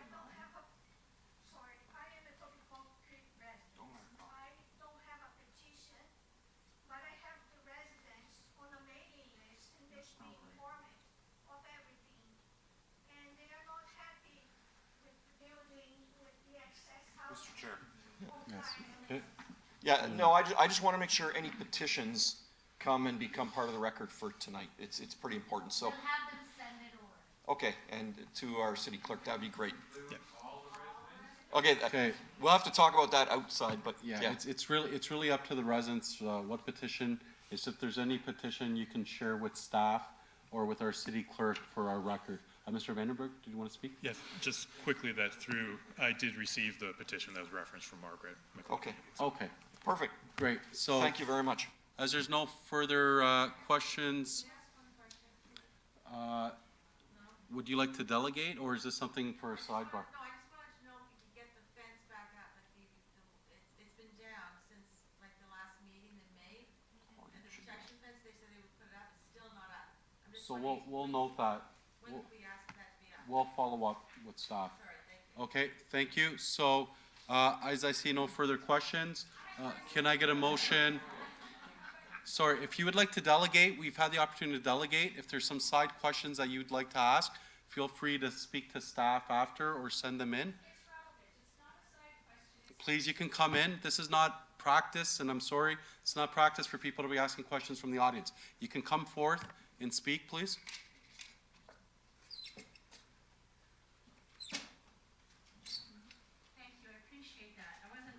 Speak today, but just after listening to all the various considerations, so these are 3 stories with no elevator, is that, yes? Is that correct? Okay, so we have a problem with the number of police that we currently have in Peel region. So now we have a situation, there's an emergency, and we're gonna ask these officers, or we're gonna ask the paramedics now to run upstairs 2 full flights to that 3rd floor with their, all their stuff? That's all I wanted to put out there is, so they've got all their stuff on their back, they've got to carry up the stretcher. How many flights of stairs to get there now? I think we should just think about that. We want, to promote safety.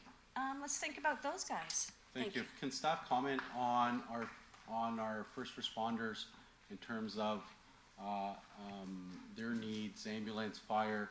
How does that process work to ensure that any of those comments are incorporated? Well, through you, Mr. Chairman, we do know that, yes, as I understand it, there are no elevators proposed in the buildings. The entries to each of the units will be by way of stairs. I don't know of any particular details we can put to you at this point in time. Again, we'll take all of these, this matter as well as all the other matters under advisement. We'll be responding to all of those application statements within our later report through to committee and council.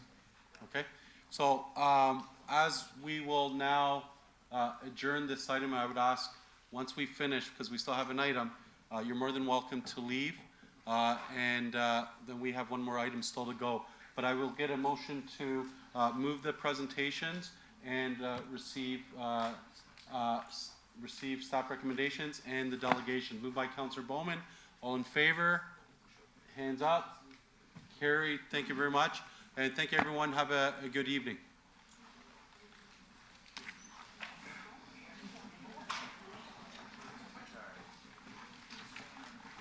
I heard.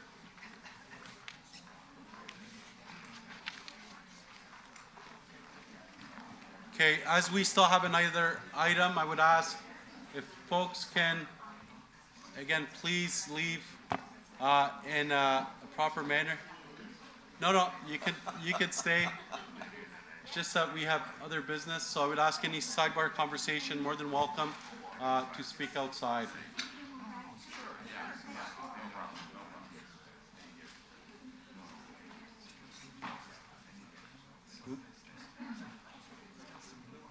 Okay.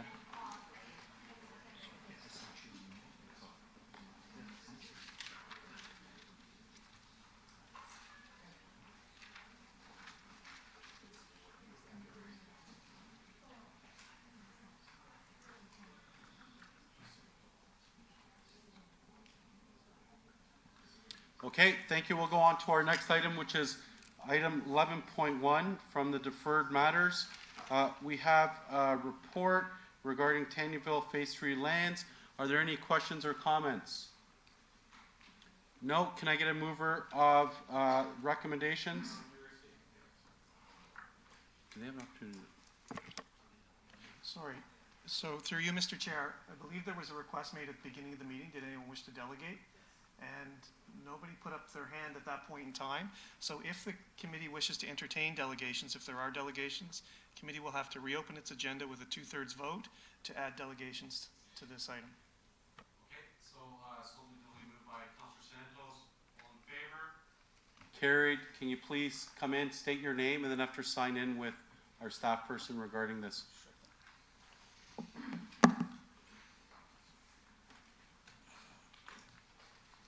Councilors and city staff, thank you. My name is Jasmine Saini. I'm a resident of Brampton. I've been in Brampton my whole life since family immigrated 20 years ago.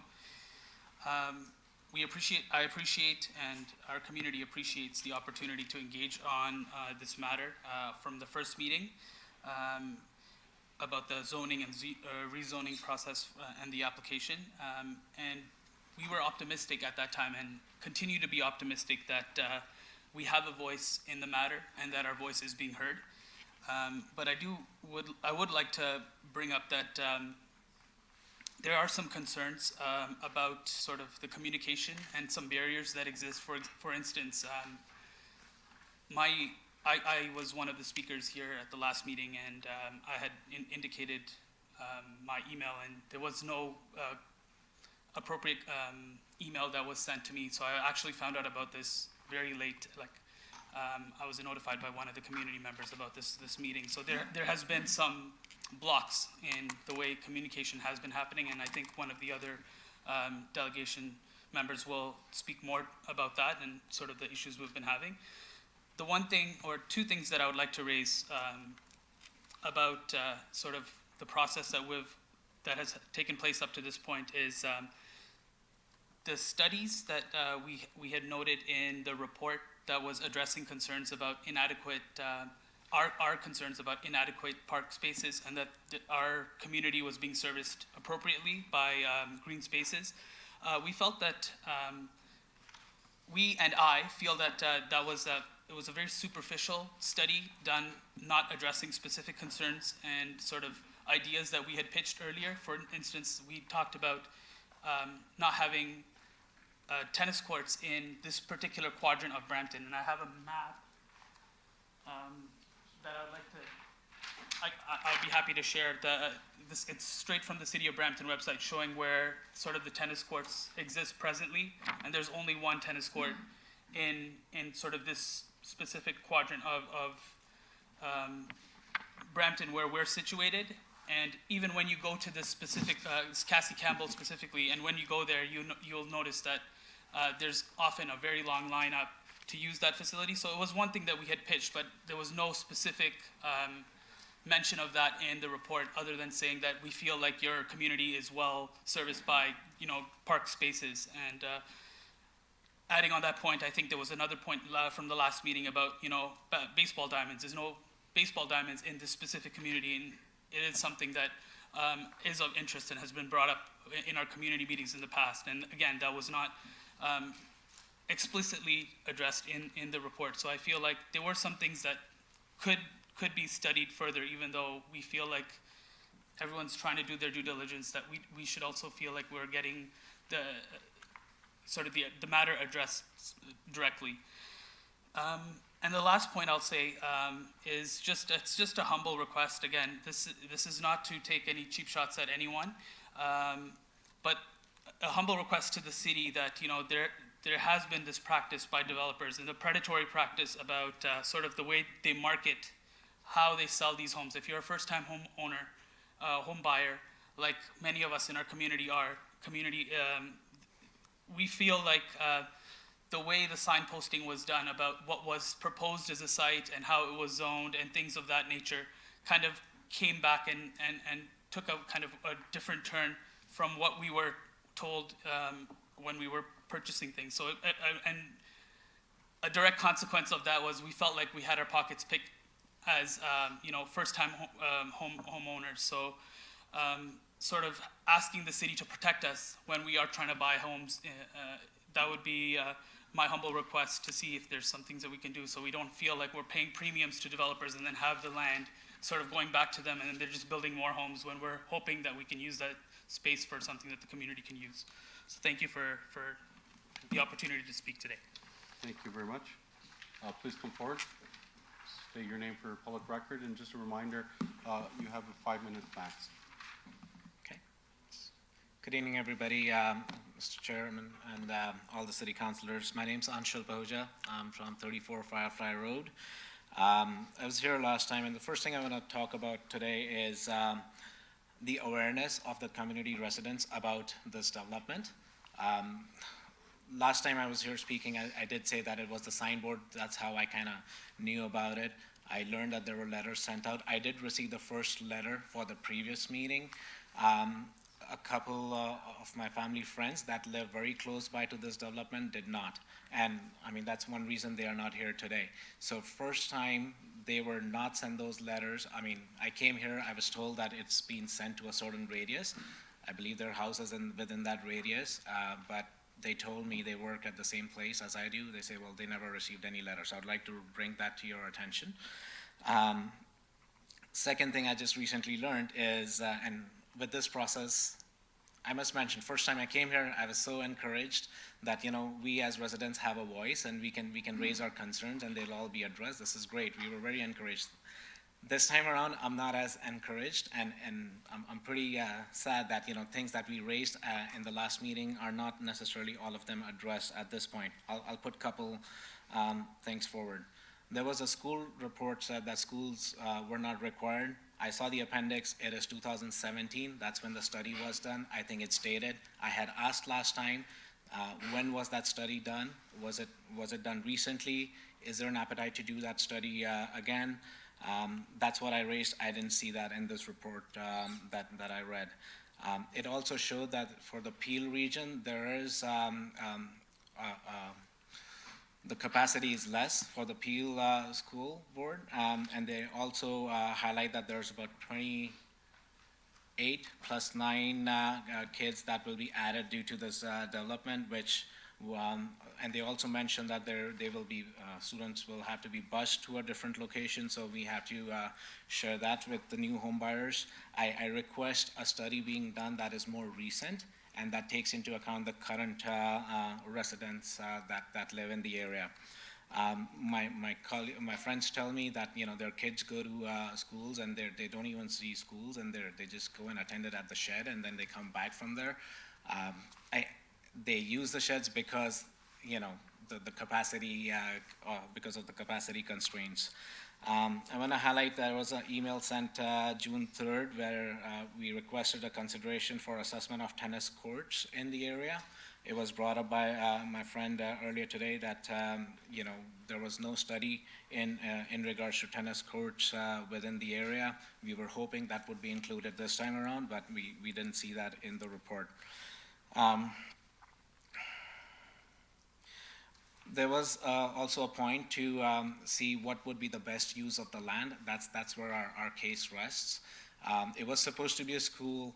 I request another study for the school, but you know, if not a school, what's the best use of the land for the residents of the community? We did, people who came last time did talk about it and put that forward, but I do not see all of them included in the report this time around. There is a section in the appendix that talks about what was raised and what the response was. I do not believe it's exhaustive enough. Things are being recorded here. I recommend going through that and considering all the things that were raised by the community members. I raised a point about traffic that will get added because of the 50 detached houses, and again, basement units adding more cars. There's no study regarding traffic in the area. Appendix 12 on the report touches on the circulation results. For some reason, I don't know if it's my computer, but I couldn't load that. Couldn't see what the circulation results were. In talking to Mr. Chadha before coming here or outside, he did mention that there was a bunch of or stack of letters that were bounced back. I don't know what those statistics were. All I know is a lot of people I know were not aware of the meeting in first place. And I just learned that people who showed up and spoke, there were many more people sitting here. They were learning through the process. They didn't speak because all the points seemed to be covered. They did not get any notification for today's meeting whatsoever. in my speaking with Mr. Chadha, the last time this meeting got deferred, he had said, well, we're going to defer it till October because not all of them received letters. I just learned today that none of them received letters, nor they were supposed to, as I hear it. Only those who spoke here would get the letters is something new. So I would, given the time, I would just like to invite our councilors to perhaps come and speak directly with our community residents if they have the time and see what their interest is. An open house might be great, and if it takes going from door to door, I would personally go with them and seek feedback. I would encourage some kind of survey by the residents to see what their interest level is in terms of best use of the land. I have one last point. I know I'm over time. In the last meeting, Councillor Vincente raised a very valid point saying what if there was any appetite for a mixed use rather than having 50 detached houses. Could a combination work, looking at park spaces or something else? Now, I do understand there's park spaces, but our request was more on the tennis courts. I didn't see any assessment of such use of land. That's something that I would ask. And lastly, I hope this thing does, the 50 detached house development doesn't go through personally, but if it does, I also see that the report is missing any guidelines to the developer in terms of the noise abatement program for the existing houses. My house, my backyard is right on this land, backs onto this development land, and I am concerned with a 10-month-old in the house.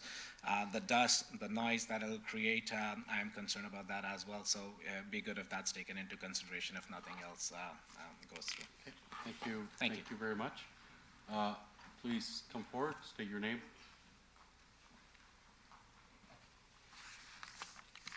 Thank you, Chairman. Thank you, councilors today. My name is Sam McSaney from 35 Fly Road, Brampton. Stand here today looking to inform the councilors about the before aforementioned the issues that we're facing regarding this Tanyaville land crossing at Brentwick and Valleyway. The challenge that we've had is this is now the second council meeting. We're standing here today discussing what will be taking place with this land and what the decision will be. But it seems that for me going door to door, knocking on doors, speaking with neighbors, residents, friends, family, that according to some of the councilors here present today or urban planners, that letters were sent and emails were sent, and we were advised that letters would be sent. But as my previous friend had just suggested, letters were not sent. In fact, letters were returned back, and we were informed today alone that these letters were done or returned back as per return postage. Not sure why they were not received by the residents. We're short today with individuals from our original meeting. We had 18 individuals on the petition. We had about 7 individuals who showed up to the first meeting due to the lack of understanding how this development would take place, what would happen on the land. School was proposed, of course, as we've discussed earlier, but we did talk about with the parks, more importantly, tennis courts in specific. That was not addressed at the with the report that was sent to via email by some of the planners here today. And in fact, some individuals who were on that list, as we were explained today, only the report was sent to individuals that spoke at the day of. In fact, individuals who spoke that same day, councilors, did not receive the email. They did not receive the report physically, nor did they receive the email. As a result, today I found out myself through my friend that this meeting will be taking place today. And at the second meeting, as a deferred meeting, it's shocking to see that we're short on numbers on the second meeting when we were granted a deferred meeting the first time. It only makes sense for individuals to raise their opinions at these sort of meetings, so we're able to come to a quick and, I guess, understandable solution. More importantly, we're disappointed to hear that this, or to find out that the city suggests that letters would be sent, at least on behalf of the councilors that we spoke with, they suggested that these letters would be sent in a timely manner. And we did not receive any. But I stand here today requesting to you councilors to find out if it makes sense for the community to grow. As suggestion, whether it's individuals who own land or corporations, if it seems fit for residents to propose this, their opinion on parks, recreation, tennis courts in specific in this case, would it not make sense for a decision to be made in conjunction with maybe a developer or mixed, as my colleague suggests, or my friend suggested earlier, to come to a conclusion rather than have the 50 homes. I can tell you today, no one is in favor in that community of 50 homes to come up there as per the proposed plan from the builder. In fact, everyone backing to those lots paid the premium. Obviously, we're not too sure what's going to happen in terms of that refund or what's going to happen if there even is one. But I can tell you, it's very disappointing to see that new homes will be made without the consent of these residents or their opinions heard for their future kids, friends, family that may move in. The urban planner had suggested that individuals move in and out of the communities all the time. It shouldn't be a concern of what's happening since we've made that address as the parks. That's a huge concern. We're going to have individuals and kids grow up in these communities, and this is a new subdivision that's been made. I mean, really, inconsiderate to not value new individuals or newcomers to Brampton. We should be welcoming, having open communities, parks, recreation, of course, with good schools. And of course, with that, schools schools rejecting that proposal leaves us to at least propose our suggestions with the tennis courts as being the most forward option as a resident living in that area. Other than that, no, I thank you for your time, and I hope we're able to at the very least, defer this option or this decision for more residents in the area to at least show up, since we had inadequate reasons of communication. So with that being said, thank you for your time. Thank you very much. Please come forward. Hi, good evening, everybody. I'm Sriraj from 30 Kalmia Road, and I won't repeat everything because everyone have already pointed out every aspect of what we have been standing here for. And my concern right now is we are just looking at these 50 houses that are coming in this area. We have another 50 houses that are already being built on James Potter and Credit View. There are 150 houses that are going to be built by close to the GO station. So there's lots of crowd over there. We're just pinpointing one issue and trying to resolve that and come back with 50 houses are not too much, but we are seeing 300, 400 houses coming in over there. And that's really crowded. And this is what is happening now. And we do have spaces around Walmart on the other side, the new phase is coming, which is another 100 houses probably. And opposite to that, there's luxury houses coming, maybe 10 in that kind of a space. So we're seeing lots and lots of houses coming. So we are just trying to speak about one area, so that the whole reason is it's getting diverted, and we are just focused on one thing, and we get away with that, and one of the builders get away with that. So I'm not against the builders. I'm not against more houses coming in, but we need to see what's the population that's being concentrated in this one location when there's lots of locations outside. Go to the other side, go across. We have Winston Churchill and all that area. There's lots of places. Keep it open and keep going, little spread out, so that we balance. And we had the trees issue, which was discussed. We don't have too many trees now. We just put little of them, but we can make more parks around over there, or more tennis courts is one of the things that's not there. So I still stand with them. So at this point, after we have spoken, I just want to know, where have we? What kind of decision is the next step going to be? That's something we like to hear from you. So this is what I wanted to Thank you finish very up. much. Maybe I'll hand it over to city staff. Can you just mention, after whatever happens tonight, you can speak to that. Sure. So, Mr. Chairman, if it is that committee approves the application tonight as per the recommendation report that staff has put forward, the matter will go to the next available council meeting for ratification. If the matter is approved at that point in time by council, there will be an appeal period of 20 days from that point onward. Really, the 20 days starts from the time that the notification has gone out from the clerk's department about that council decision. So there's potentially 15 days there for the clerk's group to send out that notification. Once that's done, there's 20 days that would be an appeal period that anyone could come forward and make an appeal on the application. Really, appeals on the application would be generally from individuals that have made comment on the application. If it was that individuals hadn't made any comment by way of the public meeting or submitting correspondence to staff, then there is some question as to really whether an appeal would be ultimately going forward by way of the lawyers really just speaking to those matters in that way. But really that's how the matter, if it is approved by way of committee council, would proceed. So if it was that there is no application appeal that received on the matter by way of any members of the public, then the matter would be closed. Really at that point in time, staff would just carry through with the processing of the application through to issuance of draft approval, registration thereafter and such, and some building permit processes thereafter, but which are not public matters. If it was that the application was refused, however, really tonight by way of committee and refused by council through ratification, then there's an opportunity for the applicant then to make an appeal of council's decision on that matter. As well, there's an appeal period that applies in that way.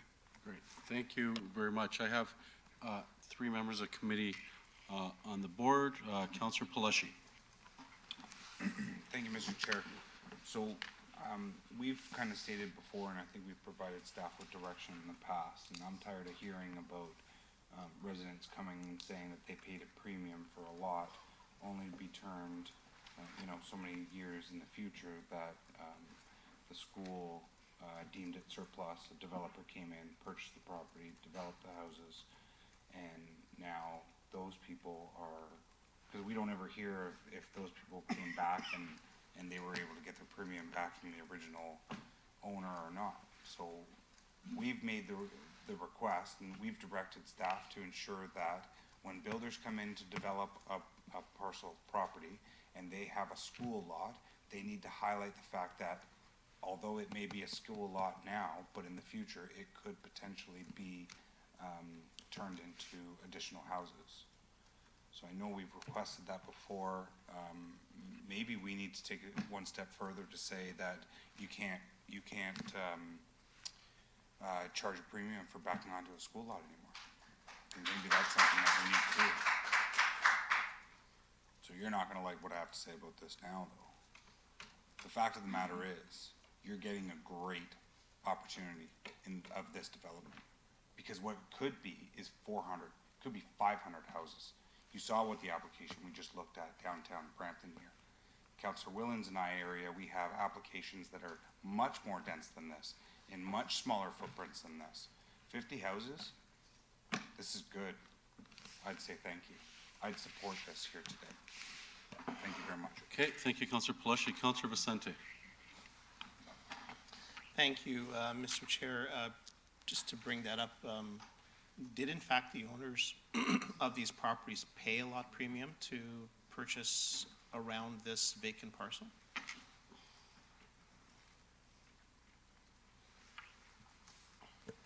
Through the chair, we just understand from what some of the residents said that they've indicated to us that they paid some form of premium on those lots. So we haven't verified that ourselves from our end.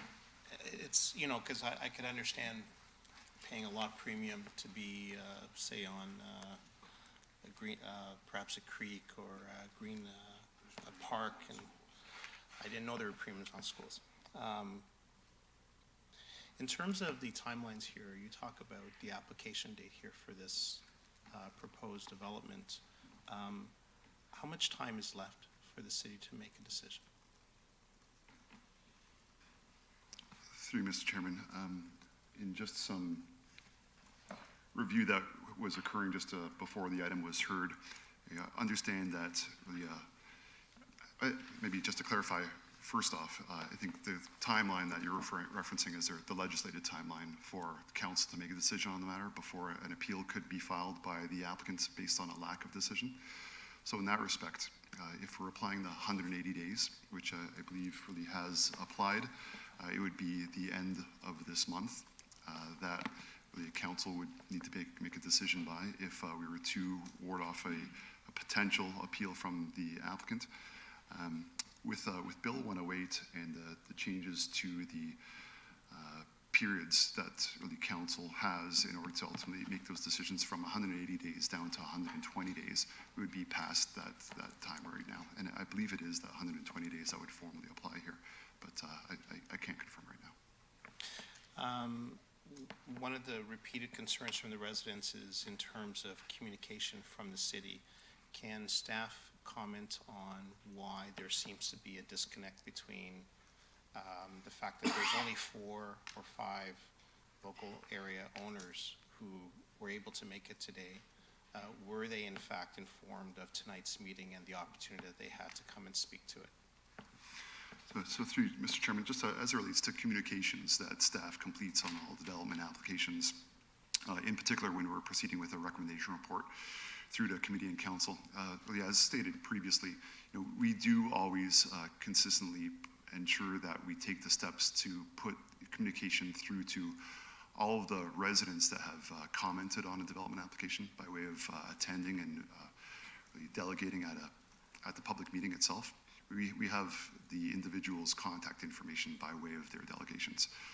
Similarly, anyone that's following up with staff, making comments through to us after a public meeting, it's those individuals as well that staff are reaching out to. So those individuals combined receive what we call a public meeting follow-up letter to let them know that we've heard from them previously, we have their contact information, and we know that they're interested in the application, and they would be interested then to know that a recommendation report is going to be prepared by staff, and we're anticipating that it would land on, and we would reference the specific dates that we're intending to have the report come through to committee and council. If it doesn't make that particular meeting, it actually references a meeting thereafter as well, and it informs the residents how they can confirm whether the item is landing on the agenda for one meeting or another. But those communications go through to those individuals that we've heard from. They do not go to the entire community again, the same way that we do circulate individuals from the whole community on public meeting matters. So again, for recommendation reports, we contact the individuals that we had heard from specifically. We don't reach out to the whole community, nor do we reach out to the individuals that have signed on to a petition. So it's those individuals that have commented in particular that we are reaching out to. In this case tonight, what I've understood from the planner is that I believe it's approximately 8 individuals or so that had spoken at the public meeting for this item. We reached out through email communication and really the form that we always do through to those individuals, those approximately 8 individuals. I understand that there were 2 bounce backs that we received, and so those individuals would then presumably not have been able to receive that item. I believe at least one of the individuals were one of the individuals that we had heard from, though, just from their delegations a minute ago. But that's a snapshot of really the way in which we communicated through individuals for our recommendations, for our recommendation reports, and really what transpired for this application in particular. Thank you, Ms. Parsons. As you were speaking, I saw some of the people behind you not agreeing, and obviously I imagine the reason why they're signaling that way is that they in fact don't feel like members of the community were notified. And so that, I think, is a bit of an issue because I'm sure that they would have been here had they had the opportunity. One of the delegates talked about whether or not the city had looked at having tennis courts or some other sports function here on this parcel. In fact, the city had an opportunity many years ago, as I understand it, at, I suppose, what it might be otherwise termed as first rights of refusal, to purchase the property. Why was that not done at that time? I'm sure there's reasoning. Can you explain? Through the chair, so yes, when the initial school board doesn't indicate they do not require the land for their own school purposes, the right. Through you, Mr. Chair, just to be clear, I'm inquiring with respect to tennis courts or sports facilities. The city would have had first right, or would have had a right to purchase this property if it had so chosen many years ago. Is that correct? Yes, so that went through a process at the time. We haven't gone back and investigated why the reason was, why it wasn't chosen. I mean, it may have been, these requests get circulated through a multitask or multi-departmental staff team, and it includes our parks planning people and our emergency services and anyone else that may have interest in land, and they take a look at it and see if that's something they're interested in and respond back on it. As quite frankly, we did though look, there was this request for or concern about park facility, and so we did take a look at that and spoke with our parks planning people, and quite frankly, the latest they reaffirmed that they would not have an interest in any sort of additional park space on this. They feel the area is well served in terms of their parks planning needs, so it would have been let go at the time, likely because no one had an interest for their own requirements at the city level for use for city land for any sort of range of purposes. Thank you. Through you, Mr. Chair. Now, with respect to the schools, I know in the appendices here we have indications from the school boards that they have no interest in acquiring the property and building a school here. And I know that our office had worked quite extensively to reach out to the remaining school board, the French school board, to see if there was any possibility of that happening. And we spent quite a bit of time working on that. And unfortunately, the province made a decision many months ago to not allow or not permit a French school to be placed on this property. So that ship has sailed. And so really the only remaining hope here, and one of the questions or delegates pointed it out, that at the last council meeting, at the last planning meeting where we discussed this, we had talked about whether or not it was possible for a portion of these lands under which are under the ownership of the applicant, for there to be park space or a portion of it dedicated to park space, and have discussions between the city and the applicant along that vein taken place, and what was the result? Through the chair, so we did not speak with the applicant on that because we spoke with our internal parks planning staff, and they were not interested in pursuing additional park space on this property or within this site due to a number of reasons, essentially, costs and the coverage space that already exists from the existing open space that's in the area, and then the related costs and even the potential size of a park that you could even accommodate on these lands and the functionality of such a park. So. I know in the report you have a map that shows yes. the surrounding park locations. Can we put that up, please, page 18? 11.1-18.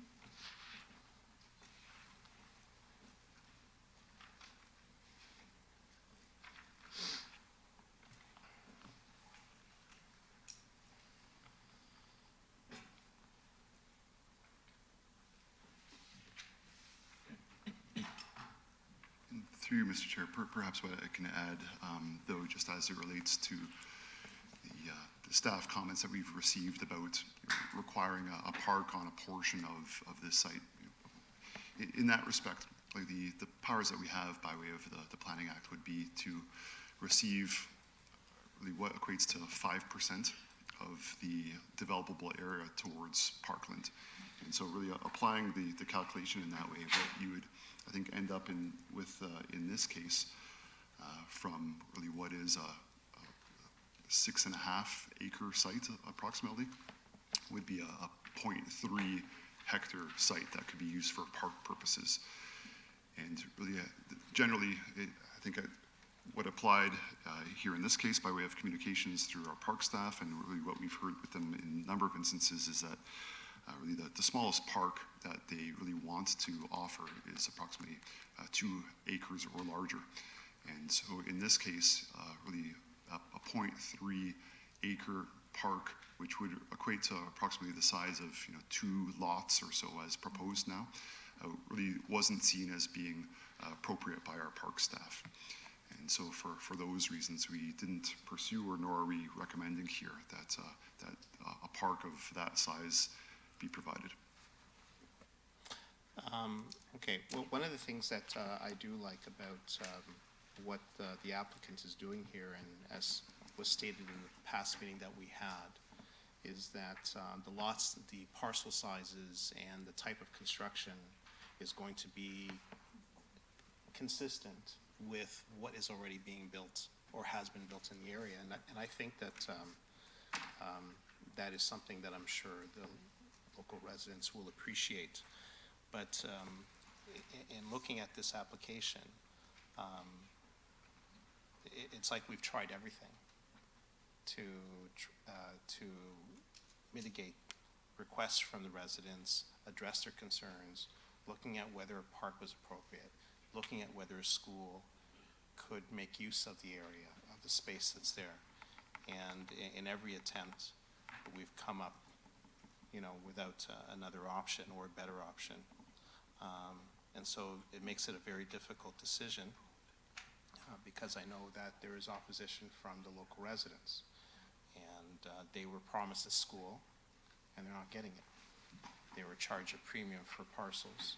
And I know there was a proviso in all of the sales offices to advise that, nothing is written in stone and nothing is 100%, but it still doesn't make this any less easy. So I see other members on the board, so. Okay, thank you. Councillor Santos.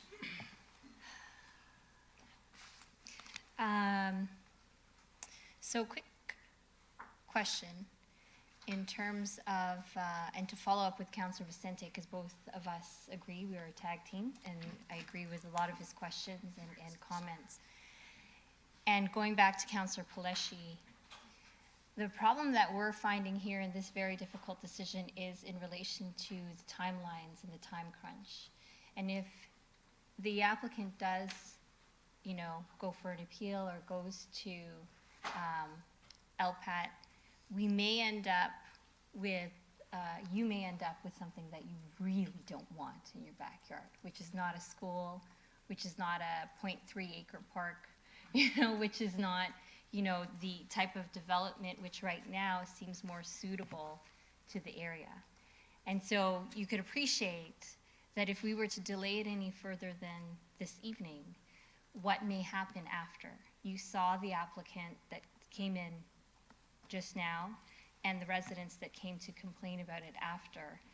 There are very few options that we have, given the amount of time we have left. So a quick question to the clerk in terms of a deferral, if we were to consider a deferral. The next planning meeting, I believe, is scheduled for October 21st. Is that correct? That is correct. And then if there was an opportunity to then, if we decided, if somebody on council wanted to defer this to the 21st, that decision, that final decision would then be ratified at the council meeting on October 23rd, correct? That's correct. Do we know if that amount of time would still keep us within the time frame such that the applicant would not be able to file an appeal? For you, Mr. Chair, I can't answer that, so I don't know if staff can answer that.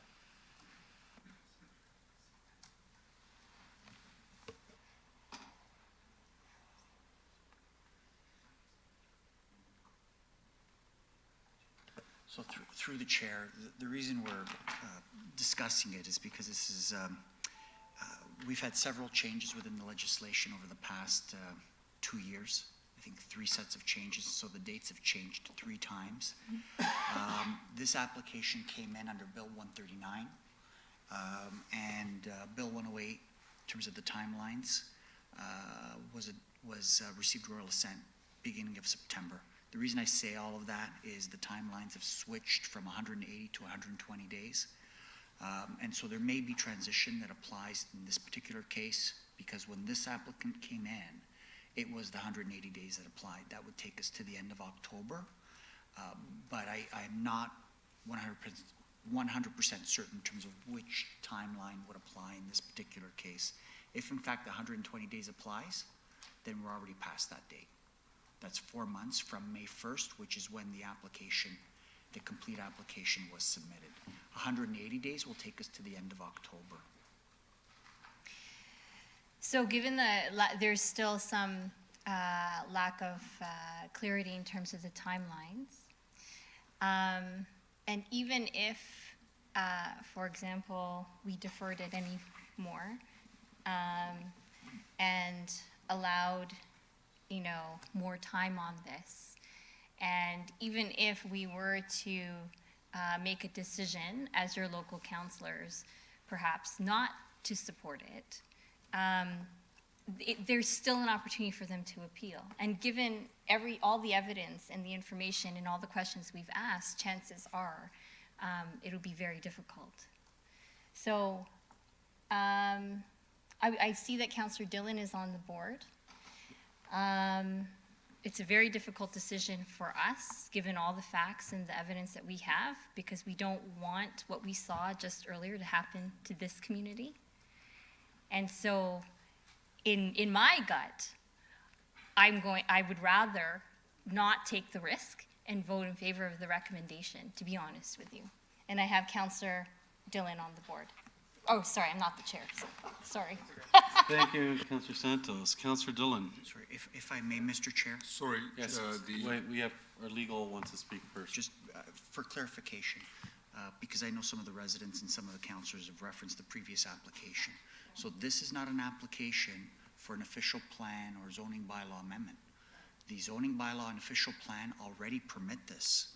This is just an application for subdivision approval, so the use is already permitted as of right. So I just want to bring that up, because with the previous application through the chair, they were actually applying for a whole suite of approvals.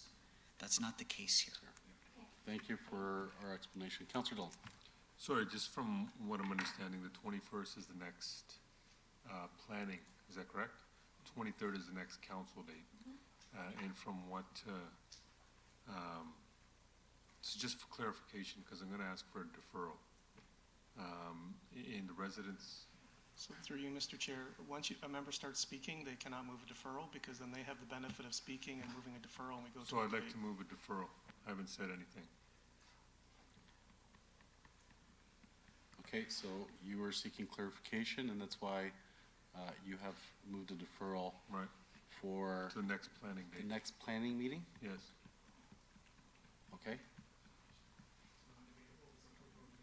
Yes. Okay, we have a deferral on the floor, moved by Councillor Dillon. All in favor? So 1, 2, 3, 4, 5, carried. Okay, so deferral has been moved.